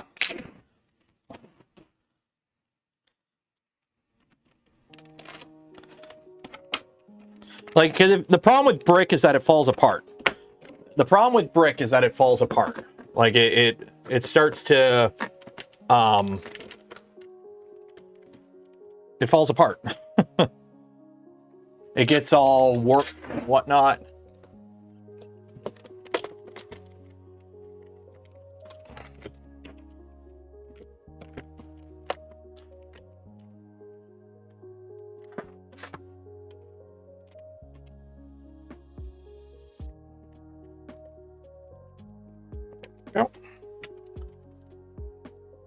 Like it gets all uneven and stuff settles. I hate it. I hate it. There we go. Okay.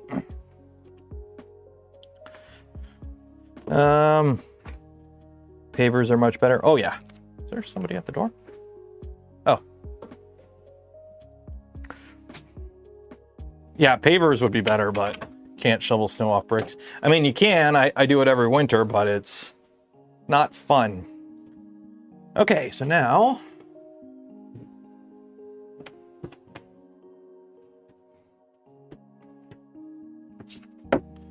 this guy, move this, oh,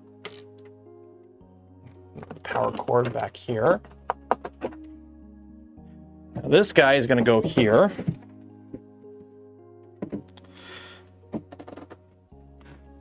Which is going to be a little annoying. And then we'll just have one go across the top. We're good. So this should hopefully keep all the crap from blowing onto stuff over here. Hopefully. So I'm going to need to punch a hole through this and get a zip tie. Because we are going to zip tie this to the frame.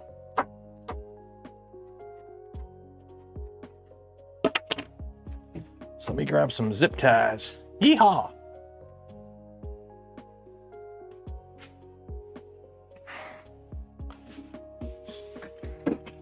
Don't forget, we do have the giveaway at the end of stream, so if you haven't entered yet for your chance to win some Polymaker filament, link in the video description, enter for your chance, go down below. While you're down there, don't forget to like the smash button, ring the bell, subscribe if you're not subscribed, and hey, if you're enjoying the content, consider becoming a channel member, a Patreon supporter, or if you're really cool, gifting memberships to others. Allows me to do the things I do, create the content I create, and keep us ad-free. You really got to pay attention to drainage, yeah. Unistone, Atlas, concrete, and asphalt, getting it redone is cheaper than... Here's the thing, like, I'm 37. We're going to be in this house for at least 20 years more.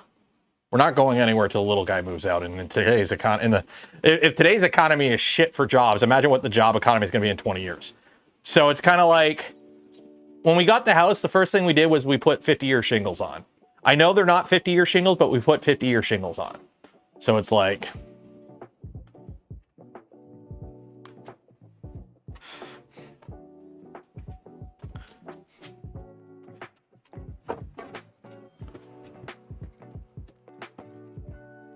Okay. So you go through here.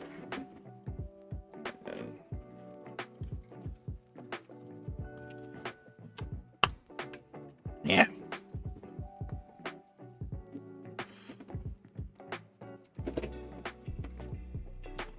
Good old zip ties. Put a 1 in chat if you love zip ties.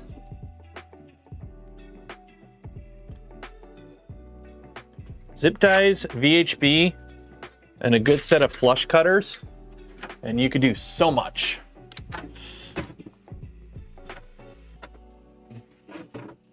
Okay, now how am I going to attach that?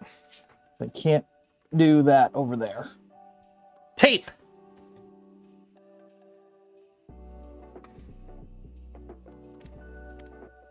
You hate zip ties, Velcro for you?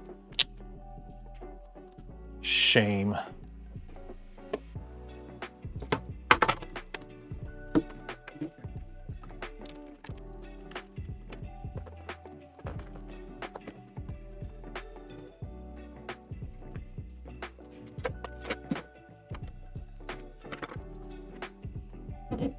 For shame.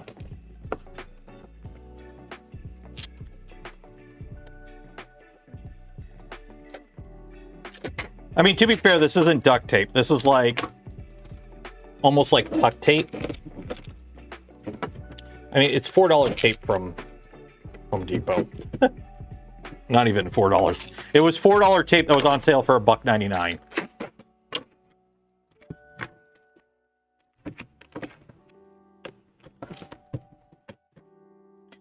You guys want to do a control stream on Twitch tomorrow?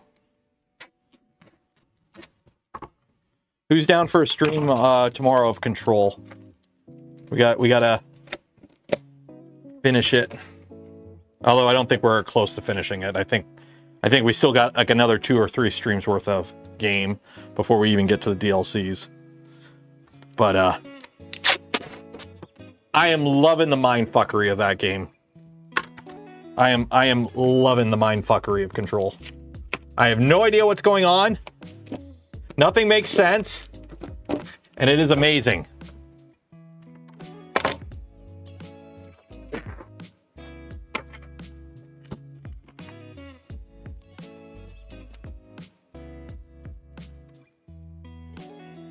Also, hate them as a company, but shout out to GGI because their mics are pretty good. The fact that we haven't had any audio issues and I've just been wandering around my garage nonstop, pretty good.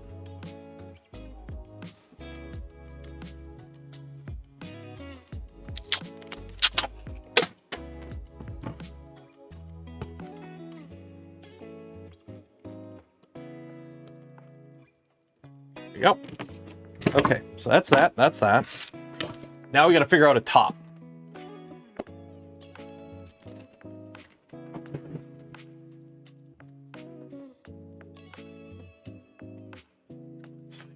Really? Oh, man, I thought I left the gap big enough. There we go.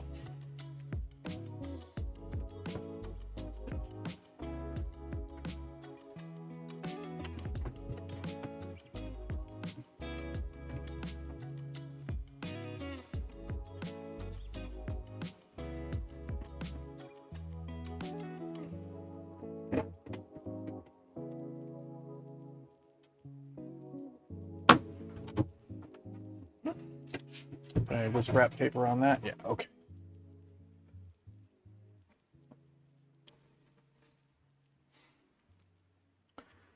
How's that for a ceiling? That works, eh? Is your angle? I know the angle brackets are hitting. I would have to make clearance for them, or I could just go ahead and do this. Go there.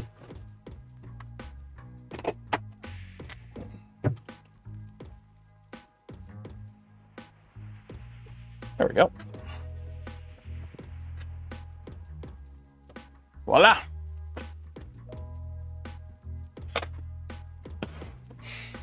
I want to make a drink and grab cyan from... Dude, I'm going to grab a drink in a minute. How about a panel from fluorescent light? Huh? I mean, this should work pretty good. There we go. Now, we grab our exhaust. You're going to go right there. Actually, right there. Just random thing just to keep that there. And there we go. This is our little filter area. So I've got my grills. So we can put these down. To spray paint on. And sand on.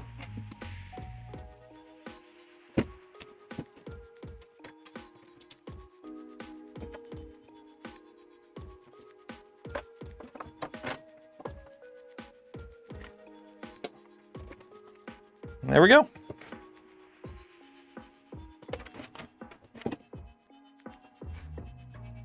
Voila.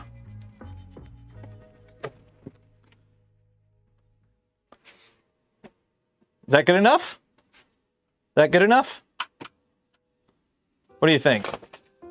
Any other random little thing you think I should probably do before we give her a test?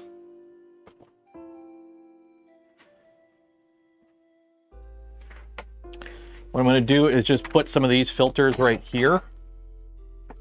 Just kind of staggered. So any particulate that does get blown through just gets caught by the filters. Because the last thing I want to do is paint my walls. Something fell. Something fell. I don't use my garage door in the winter, so I don't really have to worry too much. Put a filler in bed of the fan and a roof. Put a filter in bed. Can you retype that, please?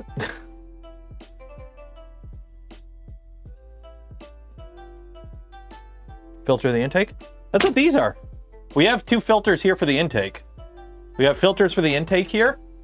And then I got filters here to catch anything that makes it through. But the thing is, I don't want to like clog up the outtake because I need some pressure. Because I figure whatever doesn't get caught by these filters will make it through and then just kind of fall onto those filters. Paint. So let's give it a try. Let's give it a try. What am I going to paint? Let's put a coat of spray paint on.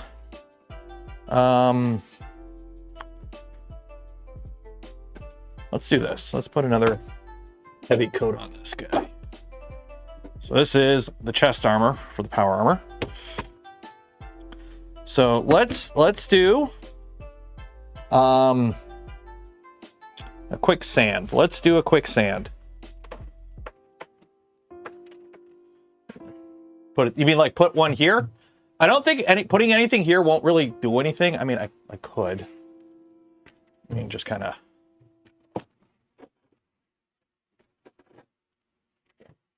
There.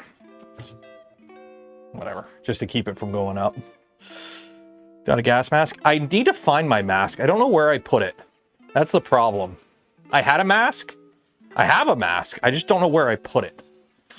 And that's the problem. Because I have a nice, like, actual filtered mask. I just don't know where I put it.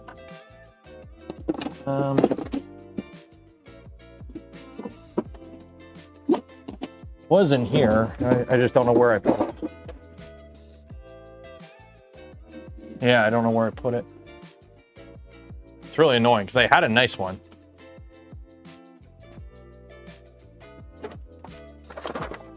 I mean,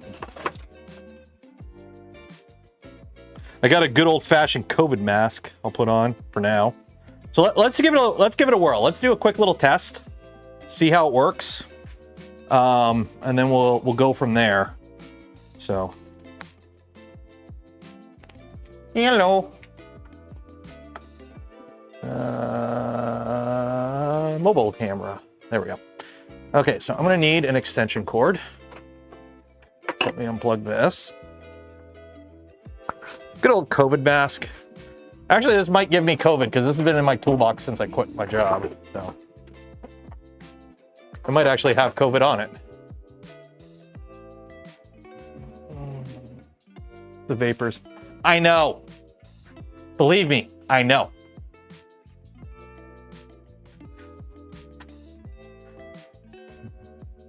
Am I on the right camera? I am. Okay. So let's plug you in. And then we'll plug you in. Get the filter plugged in. And then grab my sander. Plug this in. Let me grab a glove. Gloves.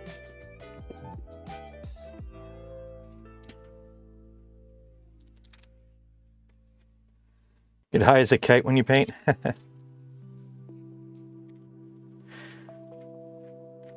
Well, we're testing. We're just doing a quick test right now, so I'm just going to do a quick sand, and then we'll do a quick spray paint, and we'll just kind of see how it's handling stuff. Like, we're just giving it a quick little test here. Come with me, class. We're going on an adventure. See what I mean about like the wall separating the two sides? It's just, yeah, okay.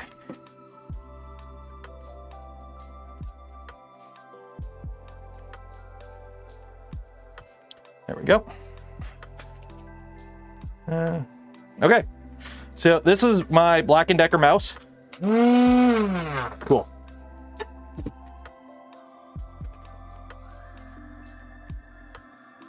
Filter is filtering.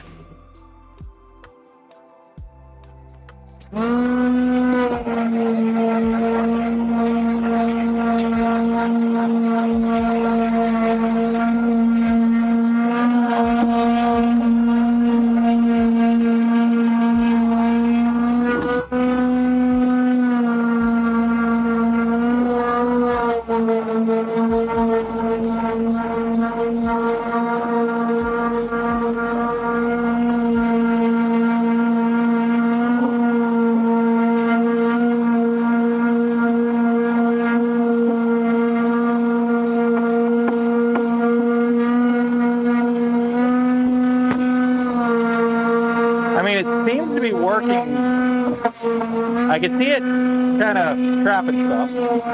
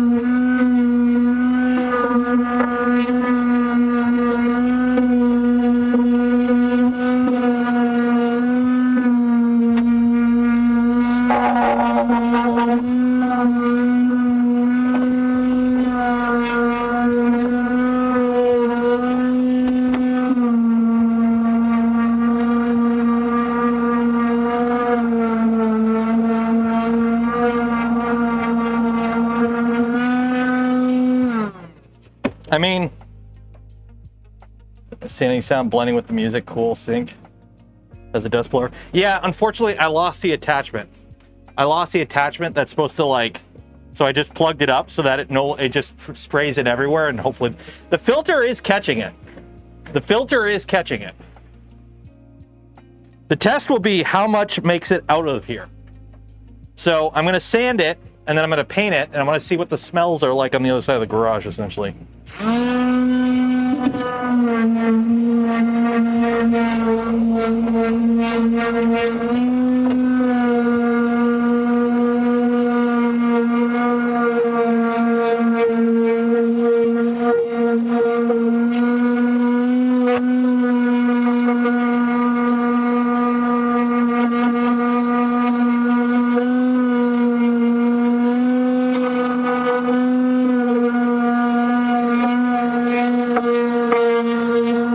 Actually, what I might do, oh, I don't have any more plugs. What I might do is put a fan behind me, just kind of blowing a little bit towards this, just to keep stuff over here. That might work. Leave the fan running for, oh yeah, I'll just leave it running.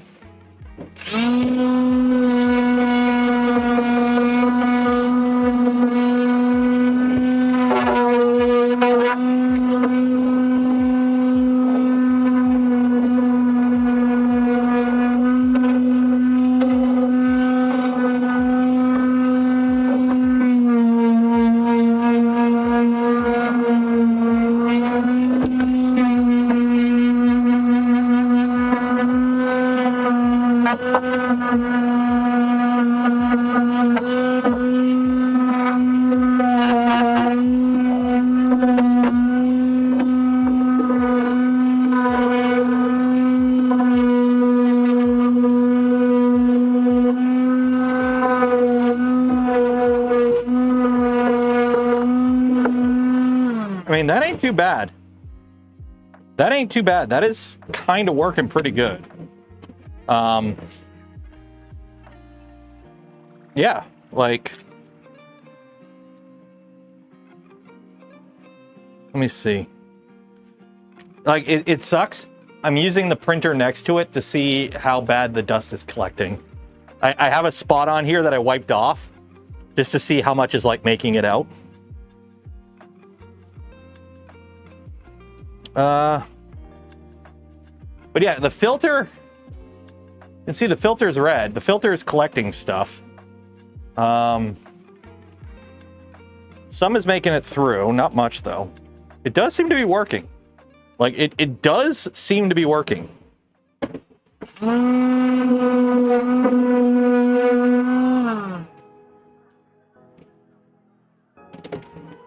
I'm gonna have to reinforce a bunch of this. Okay, let me grab some ISO, wipe this off, and I'll hit it with some spray paint. And then we'll see how it handles, where's the spray paint at? Where did I put the spray paint at?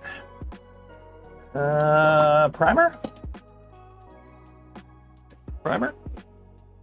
That'll work.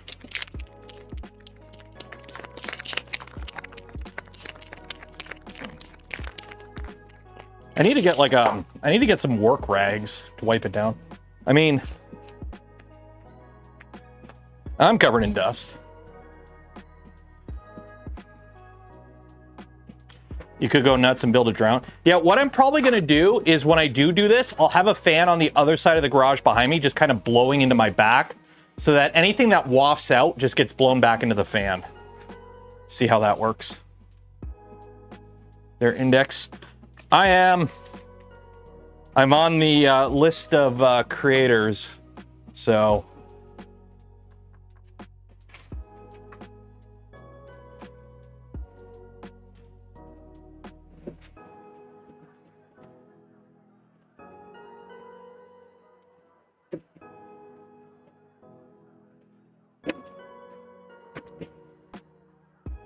I'm gonna fiberglass the back of this. This thing is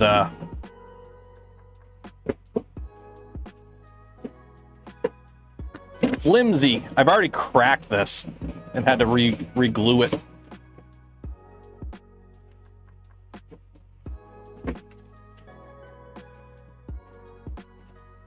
But you can see what I mean about like all the grit that falls through, and then that way this stays kind of clean. So I'm not like working in the dust. So when I want to clean it, all I do is just pick this up, vacuum, put it back down,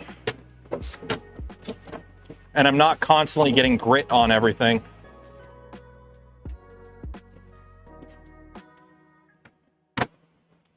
Okay. Let that dry for a little bit, and then we'll prime it.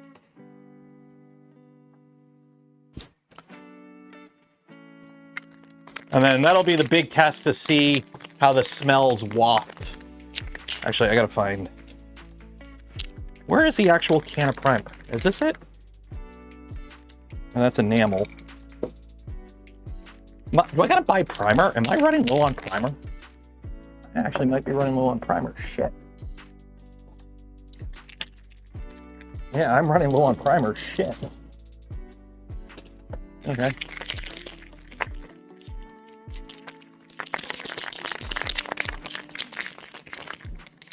Excuse me while I jingle my balls.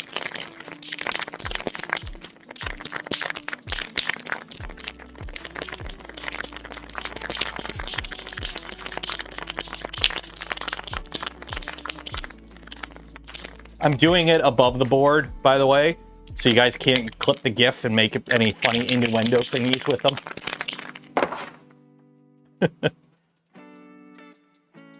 Primer. Yeah, this is primer, like this is, I use the 2X usually. I think I have a bunch of this stuff because it was on sale. Gotta be below temp. They're not too bad. Like, yeah, they are cold, but I did have them sitting next to the heater. Usually, word of advice, if you're doing a lot of priming, put your prime can, or put your spray paint can, if you're doing any spray paint, put it in like a tub of warm water for a bit and let it heat up.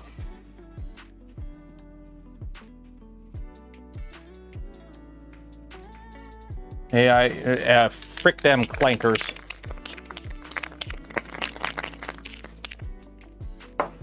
Okay. Okay, let's go hit this with some paint. Let's go hit this with some paint, see how it turns out. So, we'll do half here and then we'll do the other half.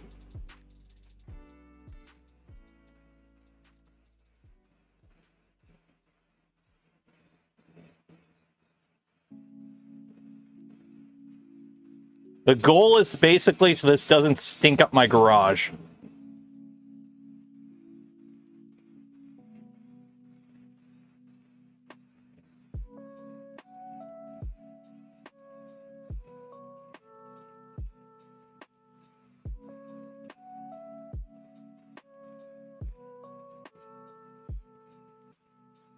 I mean, I can see it all getting sucked in. I can see it all getting sucked into the filters. So we got that going for us.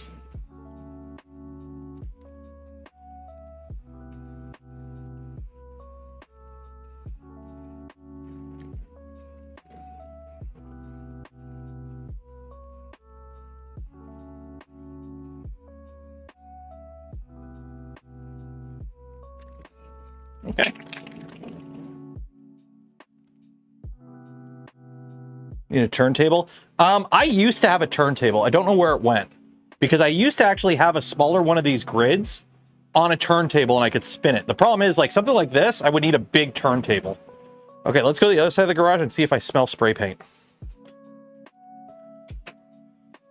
Because the goal, like, I remember last year when I was doing all this, my wife hated it because I would come out to the garage, work on stuff, and then it would just, like, waft. So hopefully it doesn't waft. Won't help with the spell. Yeah. NDA for what? Index? Oh yeah, there. I know some people with Index that are trying them. There's an NDA. Yeah. I don't have an early kit because there's no point in sending me an early kit because I'm going to be doing it on camera. So there was no point to me getting a like beta tester kit. But I know people on the team who have beta tester kits. They do exist. And that's all you get to know because, yeah, it's not public. There are people testing stuff. But that's kind of obvious. I mean, you've seen Steve's.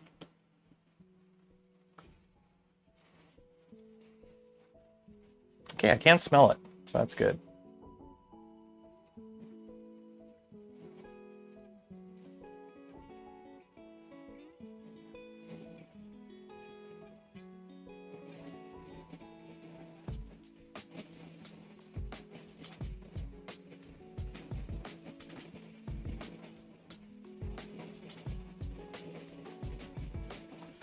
Who wants a beer? I want a beer.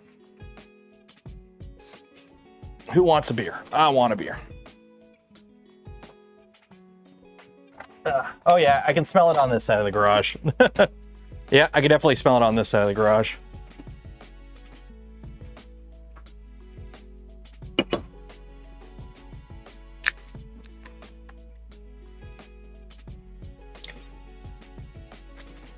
Why it's so?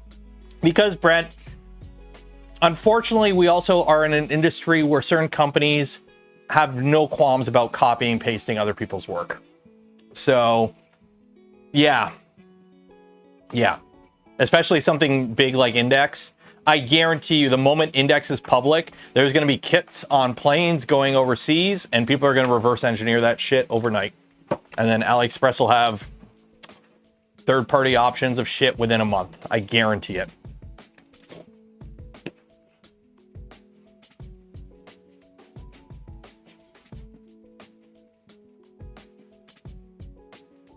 Hot chocolate? Ooh, I could go for a hot chocolate right now. I could go for a hot chocolate right now. How's the print doing? The print's doing pretty good, actually.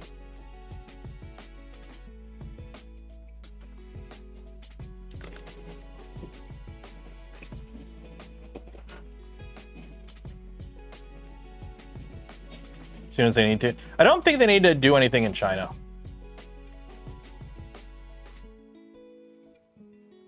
Like, from what I saw, everything, they were doing most of it in-house. Because it's Bondtech, right? So anything that's plastic, they're SLSing on their machines. And then anything metal, they're manufacturing in their own CNC machines. I'm pretty sure everything the only thing Bondtech, I think, brings in from outsource, maybe some PCB stuff. Probably some PCB stuff, but I don't know where they're getting that. I don't know if they're getting it overseas or in the EU, but probably some PCB stuff. And the NEMA 17s, because they're not making the motors in-house. But like, all the hardware, the gears, the hot ends, the metal components, the plastic components, that's all in-house. That's all in-house.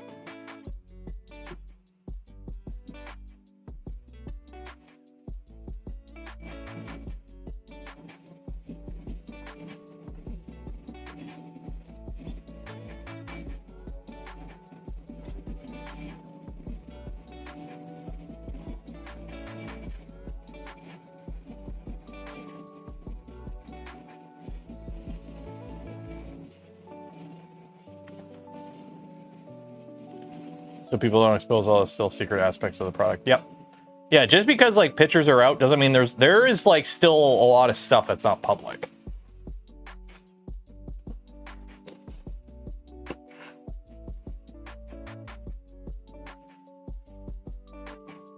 You just finished 3D printing a Lamborghini brake? Like a model of a Lamborghini brake? Something for a demonstration? Like you're not printing real Lambo parts, are you? I mean, unless you have a metal printer.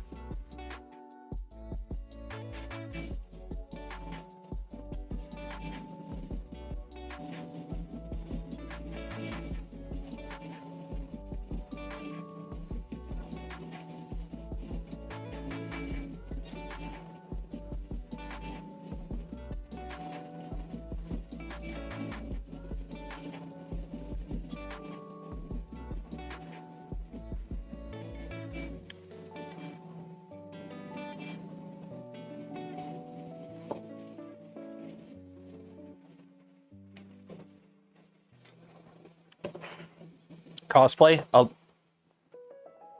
How do you cosplay a Lamborghini? How are you cosplaying a Lamborghini? Hey, remember, you tune in for this great content. We are enjoying paint drying.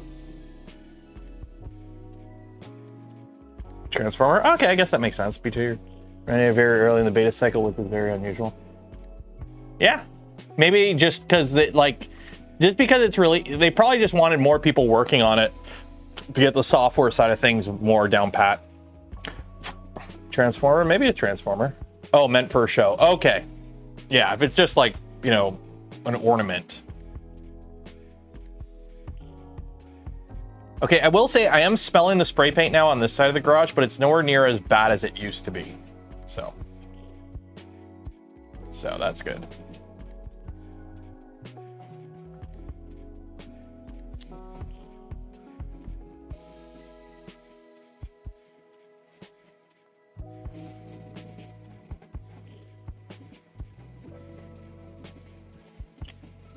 I don't know, sued. Well, isn't there the guy, or yeah, Ferrari is very, very adamant about protecting their IP. Was it Deadmau5? I think it was Deadmau5. He bought a Ferrari and had it wrapped, and Ferrari like freaked out and like, you can't buy Ferraris ever again, and like took it back from him. Because Ferrari, you don't really buy Ferraris. You kind of, they have like, there's like a contract and whatever with them, and they can kind of like, if they think you're not representing the brand in the way they want, they can just take it from you. So he basically just went and bought a bunch of McLarens or something. Wow, so exciting.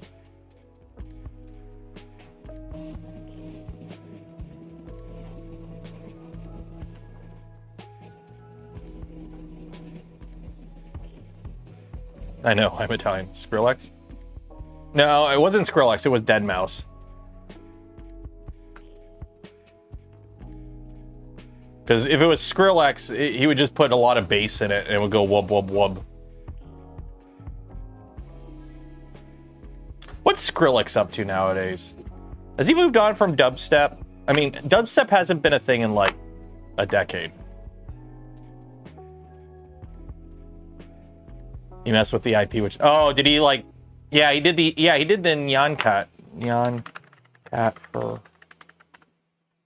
yeah, he wrapped it with, they sent him a cease and desist because he wrapped it with a Nyan Cat. Yeah, because it was a Purari. Yeah.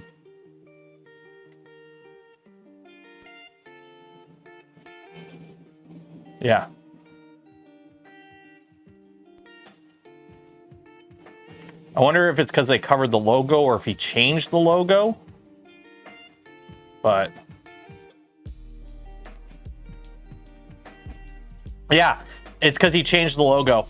They sent him a cease and desist because he changed the logo.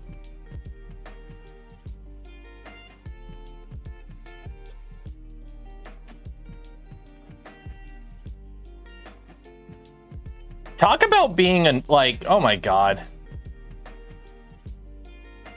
They sent him a cease and desist over the emblem. That is just being so like, oh my God. Then again, like Lamborghini exists as a supercar company because like Mr. Lamborghini went to Mr. Ferrari and went like, hey, I like your cars, but your transmissions are kind of crap. Here's a suggestion to make them better. And Ferrari basically told him to pound salt and F off. And so he's like, okay, you want to be like that? And he founded Lamborghini like sports cars.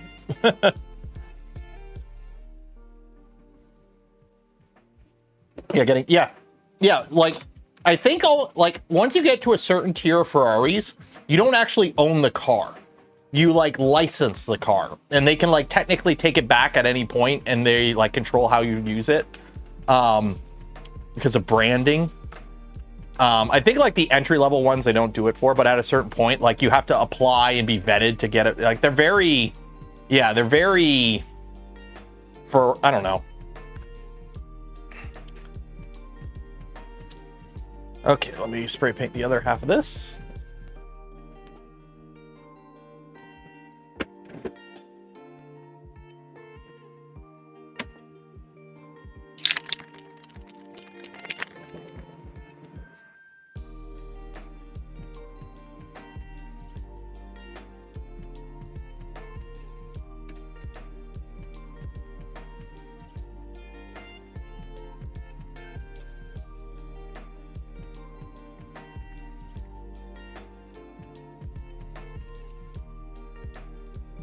I mean, it's working. It is actually working. Like,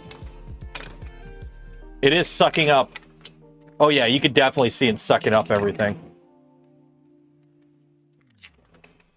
This is almost empty. Heavy on the spray paint. Finish that can. It's all getting sanded anyways. There we go. Okay, that's empty. Yeah, it is wafting out a little bit. So I think if I put a fan, like, over here, just kind of blowing, so that it just kind of blows into it, it should be a bit better, but the filter is collecting a bunch of stuff. So the filter is working. And we are getting a lot of air pressure coming out, so it's sucking in air, obviously. So it is working. Just gotta give it some time.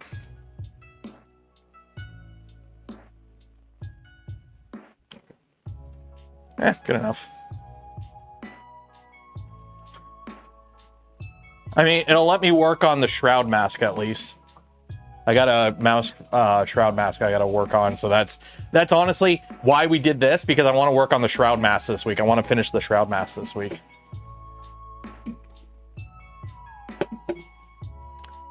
That's a filler primer? Yeah. Okay, we're going to be doing the giveaway in a little bit, so make sure you enter. So scroll down, enter, and we'll just hang out for the rest of the stream. Watch the printer print printingly. What motors did I put on the Venture? Whatever came with the kit.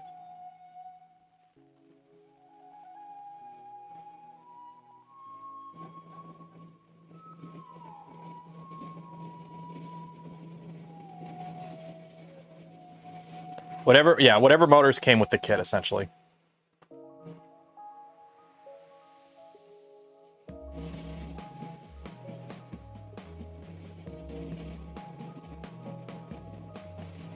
Put LD motors in it?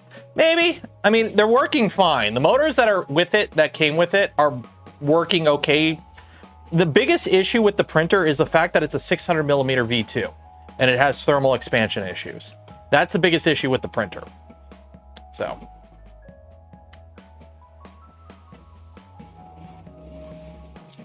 Like that's the problem that I have with it, is the fact that it just, you have to heat soak it, and you gotta pay attention to it before you print, because otherwise you're gonna get VFAs like crazy. How are those Kraken motors? I've never used them. Apparently they're good, but so here you go. If you want to see the paint booth in action, so you can see it is sucking up stuff. It is doing its job in collecting stuff. So would backwards work? Maybe. The problem is, the problem that's happening is the x-axis is expanding and pushing the y-axis outward. So I'm waiting for the official Phoenix release, and then we might borrow some parts from Phoenix. We'll see. We'll see. We'll see what Phoenix does, and then we'll just kind of copy paste, if you get my meaning. I've already kind of borrowed, you can't see there. I've already kind of borrowed some parts from Phoenix in this. If you know, you know. Nothing major.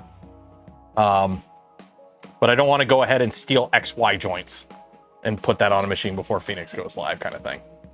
So the problem with the Phoenix is 3030, I believe, on the XY axis, and this is 2020. So are there plans to make the booth eventually vent outside? Well, here's the thing. In the summer, I just spray paint outside. I literally have like a little setup right outside this door that I spray paint outside. So in the summer, I just go out this door and spray paint outside. It's just in the winter, it's the winter. So it'd be nice to have a place. Honestly, this booth is mostly for sanding. It's mostly for sanding. It'll be for sanding stuff inside. And then in the summer, I'll go outside to spray paint, but in the winter, I can spray paint. When is Phoenix release? When they're done documentation. It's on the documentation phase. So.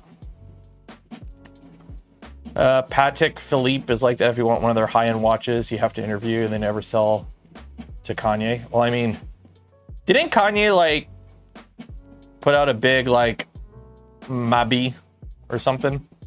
Not that it really matters.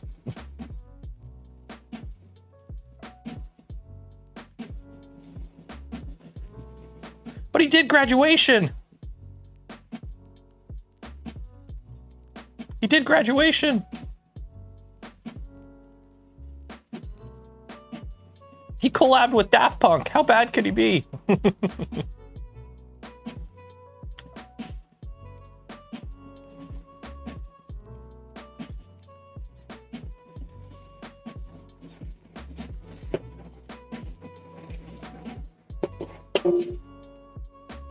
Do not see a kit for Phoenix happening. Shipping those panels would be an absolute bitch. I don't know. I was talking with Jason. They might, if they do it, it would be like split panels, kind of like how the Venture XL, how the panels that ship with it are split and there's a divider.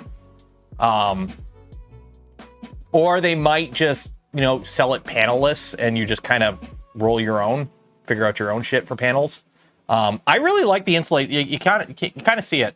The insulation that I use for the Venture XL, that polycyanoacrylate or whatever it's called, that shit works good. It's 1/2 inch. You can buy it at pretty much like Menards or most home stores. You may have to order it, but it's like 2 4x8 sheets of the stuff cost me $60 Canadian. And you just cut it to size and put it on. All I did was just take the normal Voron panel clips and just stretch them to 1/2 inch, and they worked fine. So that would probably be the best way to do it, because otherwise the biggest single component are the lengths of the extrusions. The beds are just 300 millimeters beds. They're just 4 of them. The flex plate is the biggest part. So it needs to be big enough to hold the flex plate. So that's a 600 millimeter flex plate. That's kind of big. So.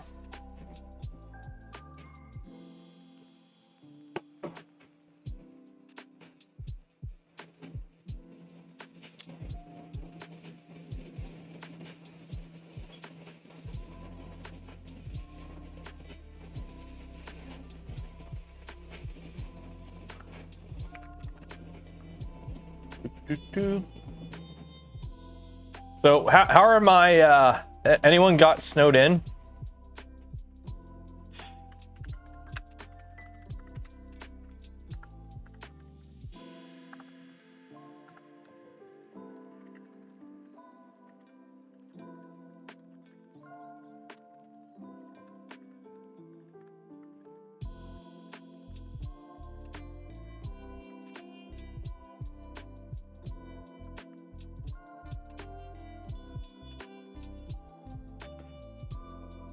Filled the plate on my Venture and printing ASA right now. Nice. I do, where'd I put it? Oh, yeah, I brought them out here.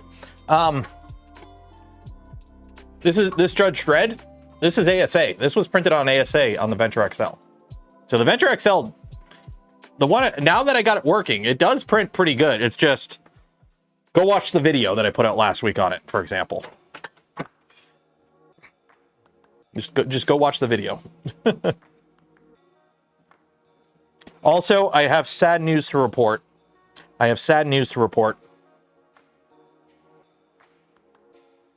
The heel is breaking off.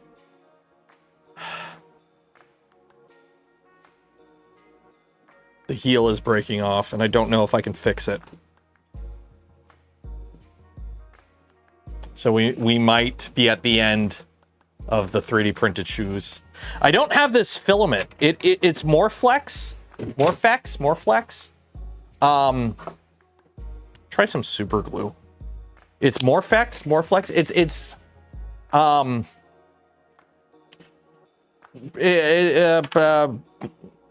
Big Tree Tech printed these, and they had them at their show at 3D Printopia, and they gave them to me after the show.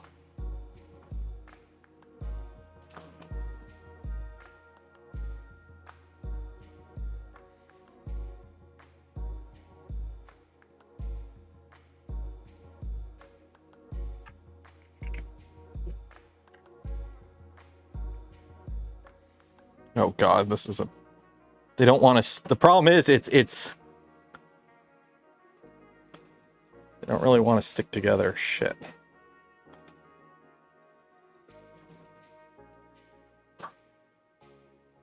I don't know if Gloop works on flexibles. That's the problem. I don't know if glue works on flexibles.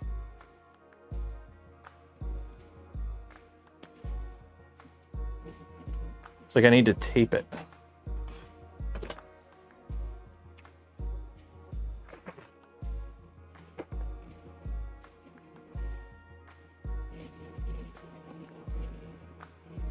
Yeah, you can't even tape it because the tape don't stick.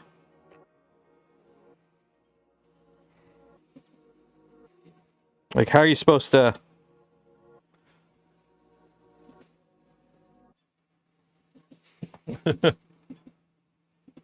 Need a plastic welder. I don't know if that would work. Foaming TPU and chill stream. I mean, this is pretty cool that I've gotten this much life out of them. Like these, I got them in October. Like I've been wearing these every single live stream I have done since October. I have been wearing these shoes. And they're finally giving up the ghost. And it's funny, one of them, my left foot is fine. My left foot is nowhere near as bad as the right foot.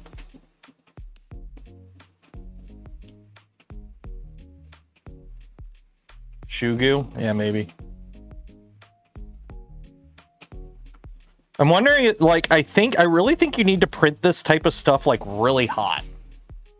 Like, because you're relying on layer adhesion so much to hold these together.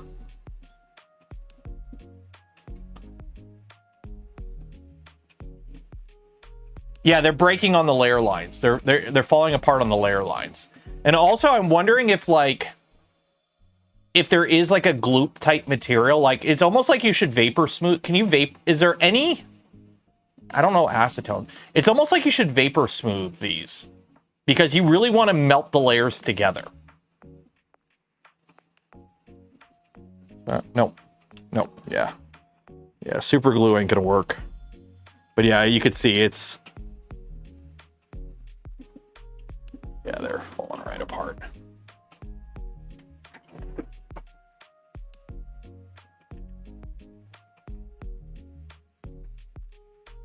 You know what? Where's my drill?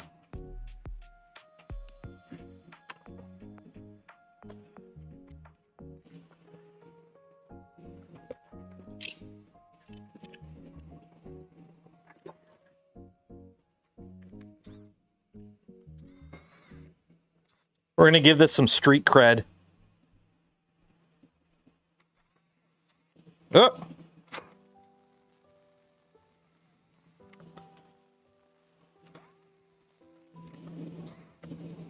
Street cred.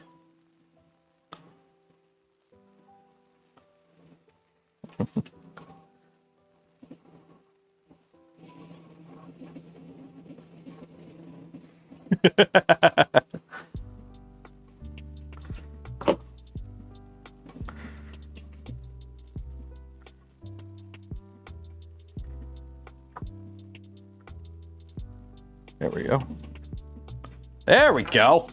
Yeah. We're giving my shoes street cred. They got drift cred now.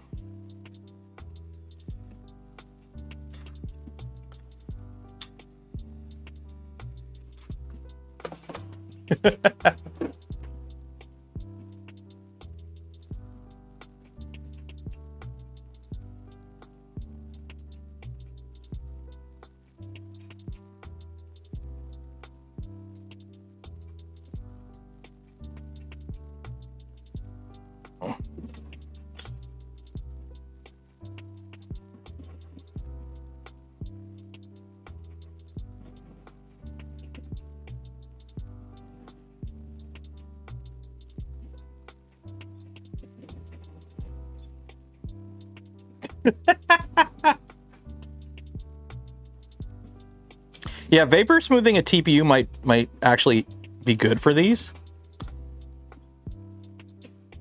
Because if you can vapor smooth a TPU, you might be able to get some extra life because it would hold the layers together a bit better.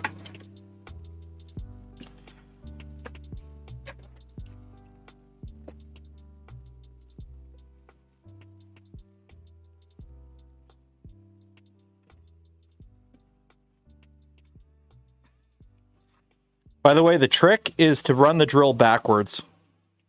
Run the drill backwards, it'll cut through it without actually like destroying anything.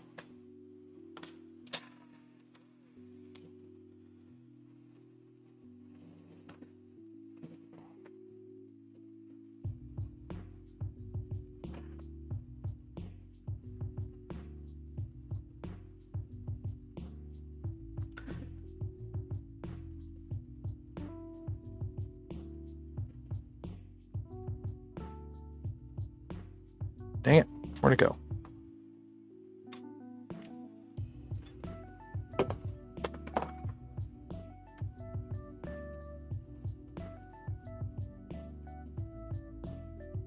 There we go. There we go. My shoes got drift cred now.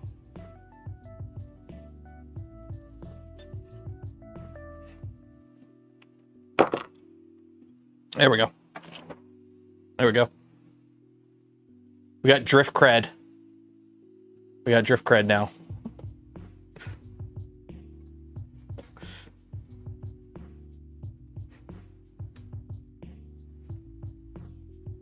Oh, that zip tie broke. That zip tie broke right away.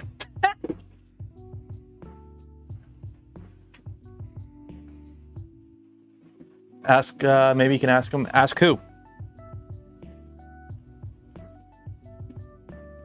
That's what I mean, JDM. Yeah, it's drift cred.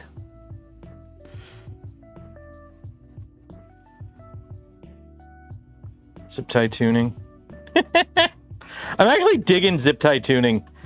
Zip tie tuning is a post LTT channel. I can't remember. I'm horrible with names, but it's former LMG guys. It's giving me very much OG Mighty Car Mods vibes. Like, Mighty Car Mods is probably one of the YouTube channels I've been subscribed to the longest. Alex and Andy, that's what it is, yeah. Like, I've been subbed to Mighty Car Mods since, like, them messing around with Hondas in their driveway era. And zip tie tuning is giving me those vibes, and I'm digging it. Like, there is some sort of, like, primal urge to fuck around with cars with your buddy and make a YouTube channel of it.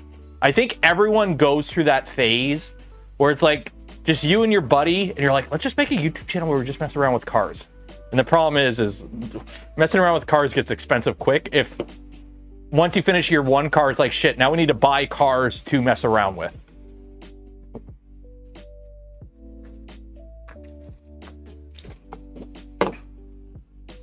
Also,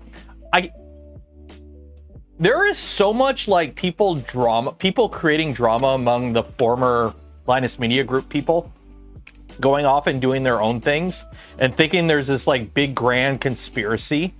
And it's like, no, there isn't. It's literally, for those that don't know, if the people on Linus Media Group are employees. They are paid employees. You can only, if you want to become more than a paid employee, you have to leave and go do your own thing. So like, if you want to make your own thing, like if you're like, if, you know, oh, I'm happy just being a host on the show with a regular paycheck and bill and, you know, benefits and whatnot. Yeah, that's great. But if it's like, you want more control over what you're doing, you want to be able to do whatever you want to do instead of having it be approved by the company, you're going to run into a wall at a certain point, and you're going to have to go, you know, go free, little bird, and create your own thing. People move on, exactly. Like, at a certain point, you hit, you know, you can only go as far as you, especially since you're just an employee of the channel. You're not the channel. You're not Linus. You can only go as far as you can as an employee. So they just grew up as a company. Yep. A lot of people, especially like I totally understand why a lot of the original OG folks left, because it's like, you know, you joined when the company was smaller, it was more friends and hanging out, and then it just becomes corporate. It is what it is. I quit my job in the mold making industry for one of many reasons, was that the shop got bought out by an investment firm, private equity, and everything went to shit. I was still doing the same job, it just, everything else went to shit. And I was like, nope, I'm out. So it is what it is. Everybody's saying really severe why I left. They do it because it's a free video.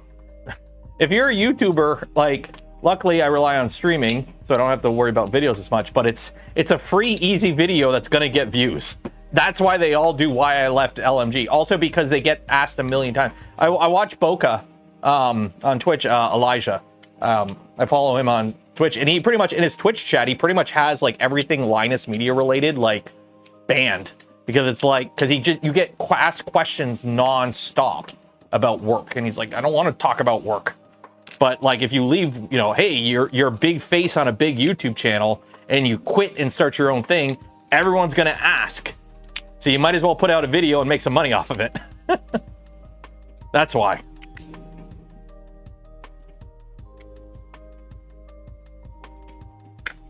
Might as well get that bag, fam, and answer the question that everyone's been bugging you about.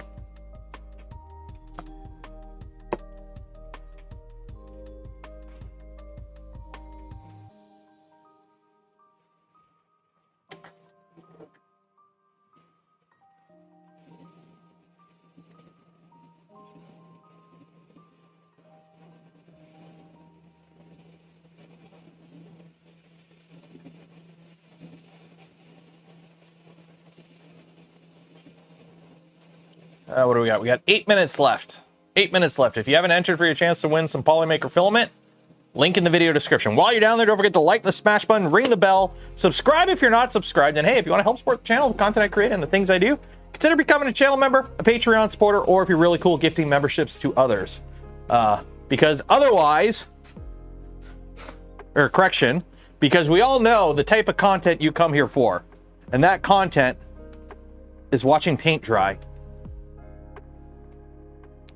So if you want to enjoy more content like watching paint dry, consider subscribing today.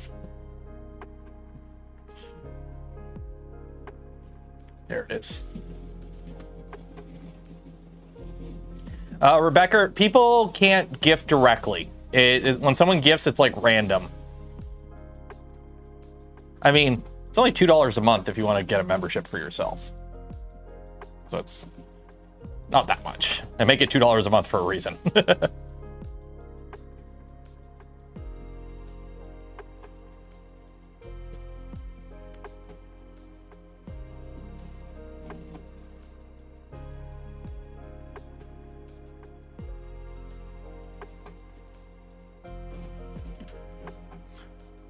Can you call out another channel? What do you mean call out? Like promote another channel? If it's contextual, I guess. Like, just don't be doing a drive-by. Like, just don't be that person that drops into chat and be like, hey guys, I'm streaming building a printer tomorrow. Come join and spam your link. Don't do that. How it's made paint dry edition. It's funny, I still have the Z switch in here. You can see it right there. I still have the Z switch in this printer. And I bumped the belt, so hopefully we don't have a layer defect.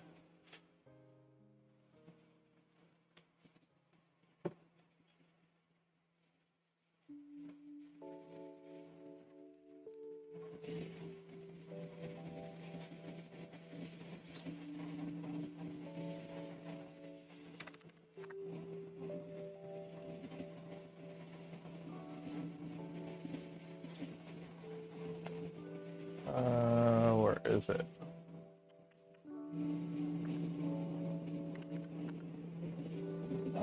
Paint drying, plastic cooling. Yep, unboxing, watch, reviewed, a great YouTube channel. Oh, cool. When are you gonna do a pitch drop stream? What do you mean a pitch drop? Like, where I just talk normally and all of a sudden my voice gets very low and then we talk in a lower pitch with a more baritone voice. I need to get a haircut. I don't like getting a haircut because,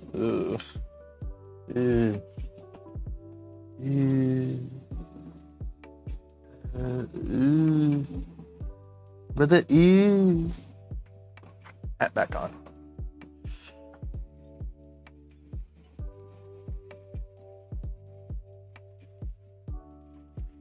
Creator suddenly appearing on a musketeer haircut stream at Smurf. So I kind of want to try shaving my head. Like, my hair is, this is the longest my hair has been in a while.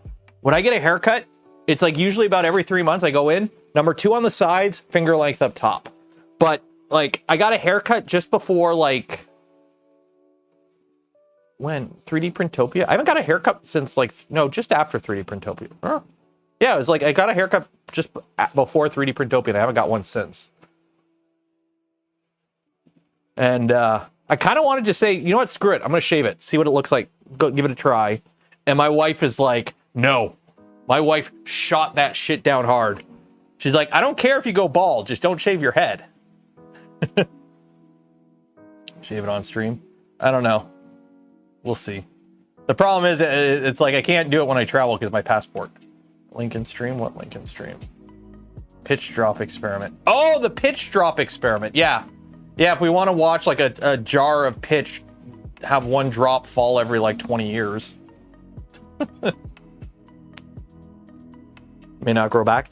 It will. Shaving your head doesn't make it not grow back. The hair follicles aren't affected by you cutting the hair.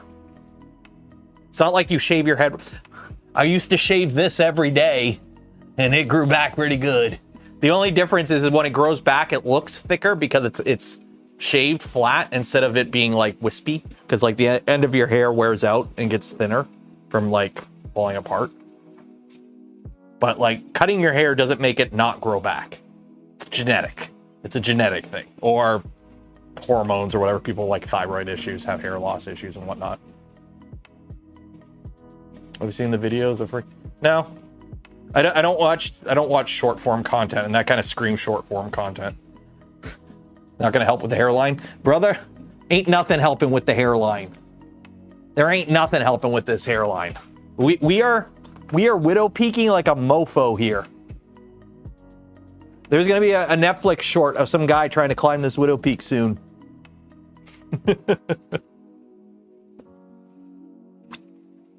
Branding.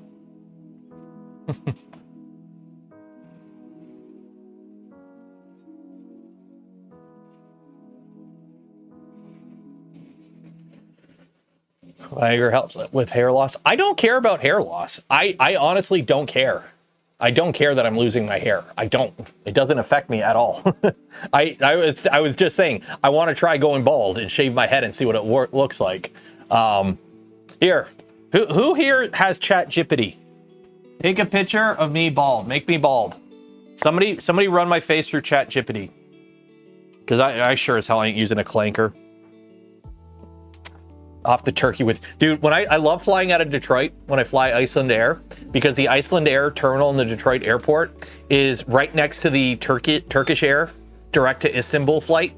And every time I get on that plane, I'm looking over at the Turkish Air lounge, and it's just like a bunch of like, yeah, you got your families and whatnot, but there's an abnormally amount of middle-aged white guys.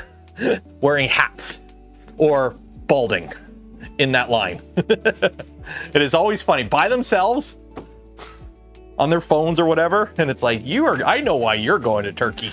I know why you're going to Turkey. Well, I got the beard, right? As long as you have a beard, I think having a beard, like, greatly increases your ability to go bald, to rock the chrome dome. Cheers, Spice King. Make sure you enter before we do the giveaway. We're doing the giveaway in 1 minute. It's your 1 minute warning to enter for your chance to win some Polymaker filament. Do it now. Do it. Do it now. We're gonna go take a look at the print. See how the paint dried. Okay, let's see. How did this turn out? Behold, power armor chest piece. Still needs a lot of work. Still needs a lot of work, but let's get in there. Ha ha ha. I probably got spray paint all over me. I should not have done that. That was stupid. Are we good? We're good. Okay, I'm turning this camera off so I don't forget to turn it off.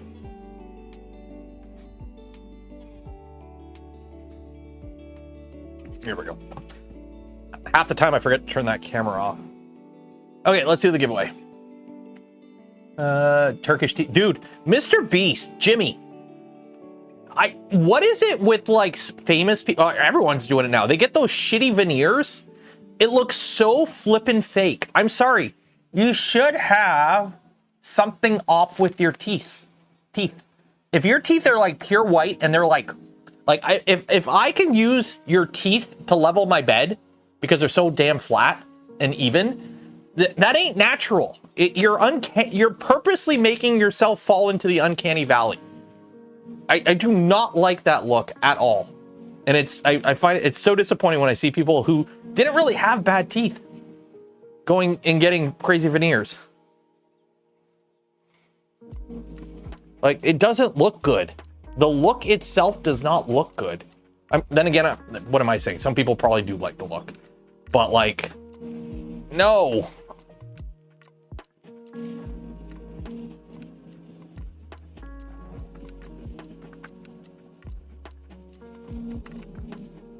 Okay. Let's do this giveaway. Yeah, people with perfect teeth, it's untrustworthy. Yeah.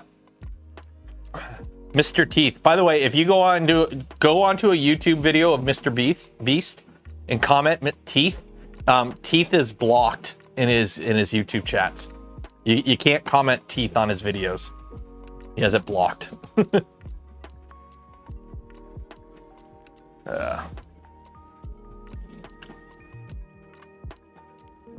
How many people we got? We got 231 people. Finish. Random. Bots. 231. There we go. Family Guy episode where Brian becomes a realtor. Yeah. You know, the Mar-a-Lago face is only among a certain segment of women, apparently. And, yeah. Apparently the whole Mar-a-Lago is they want to look like they've had work done. Normally, good plastic surgery, you don't know you've had work done. The Mar-a-Lago face is making it look like you had work done because it shows that you had work done. And no. Okay, how this works is if you win, you get a spool of filament from Polymaker. But if I pick your ball and your ball wins, you get a free hat. Who is this person right here? This ball right there. Wow, there's 3 balls. So any, mini, miny, this one. Queasy Diver. Queasy Diver. If you win this race, you'll get a hat and a spool of filament from Polymaker. Good luck. You dropped the bald pick. Ooh, okay. We'll finish this race and then we'll take a look. So bright they blind pilots at 30,000 feet. Yeah, Turkish teeth also absolutely ruin you. Yeah, because they have to grind your teeth down to like stubs and then cap them with veneers. So your natural teeth are all effed up. So like if they ever, like that means you're gonna be dealing with like teeth issues the rest of your life. Like I cracked one of my molars last year. And they had to cap it. They had to put a crown on it. So they had to grind it down to this like little stub and then put a crown on it that they had to machine essentially. And one, I hated doing it. It sucked. And then for like a couple months after, the tooth was just overly sensitive. Just because you could tell something was off with it. And it's pretty much gone away. But there are times when you can still tell like something's off with that tooth because it has a crown on it. And I don't like it. And imagine that with all your teeth. Like imagine every tooth.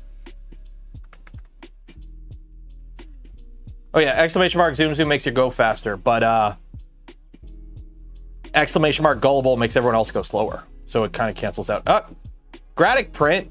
Where did you go, Gradic print? Where'd you go? You're going the wrong way. There you go.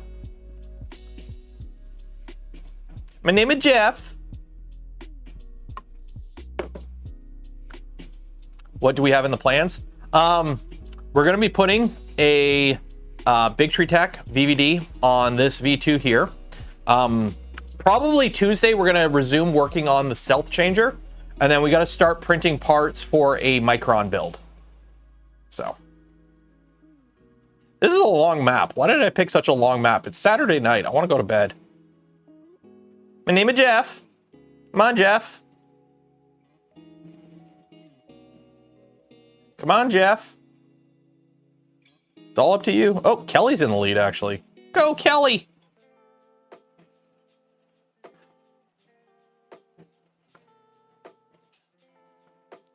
Or maybe Jeff will sneak through.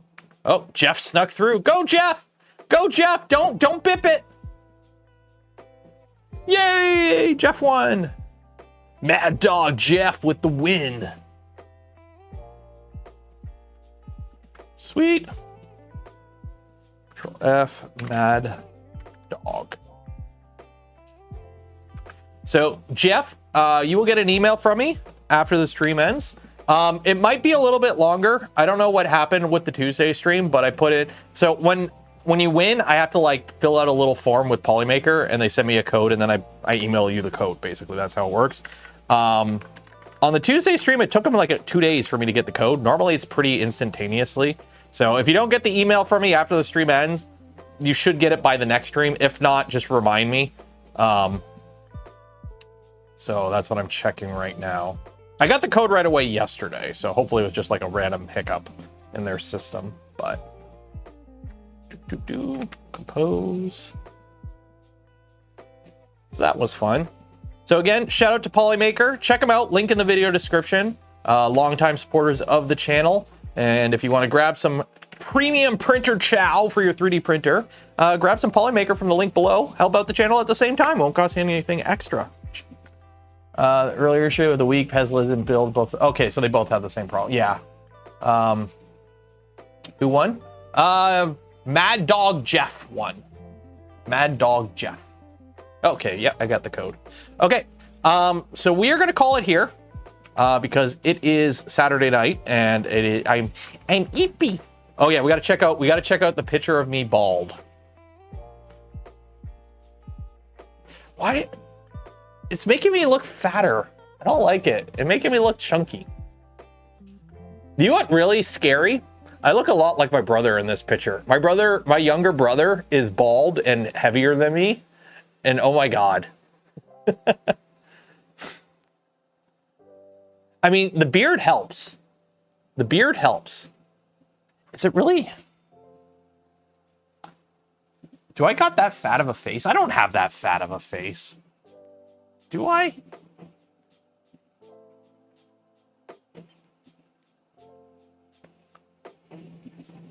One second.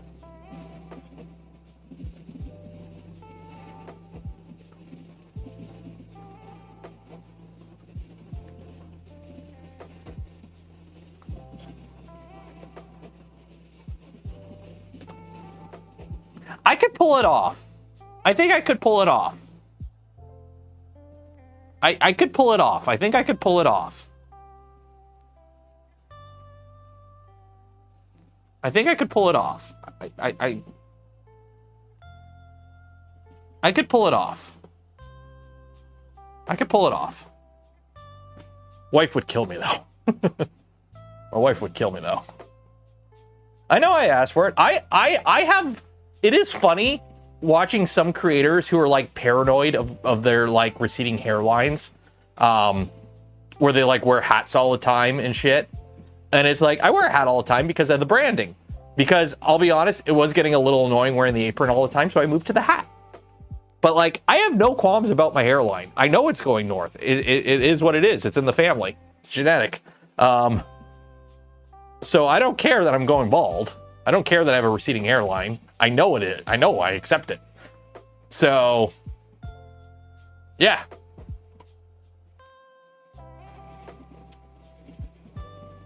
I could pull it off. I could pull it off. The apron with the twisted strap? I have it over there.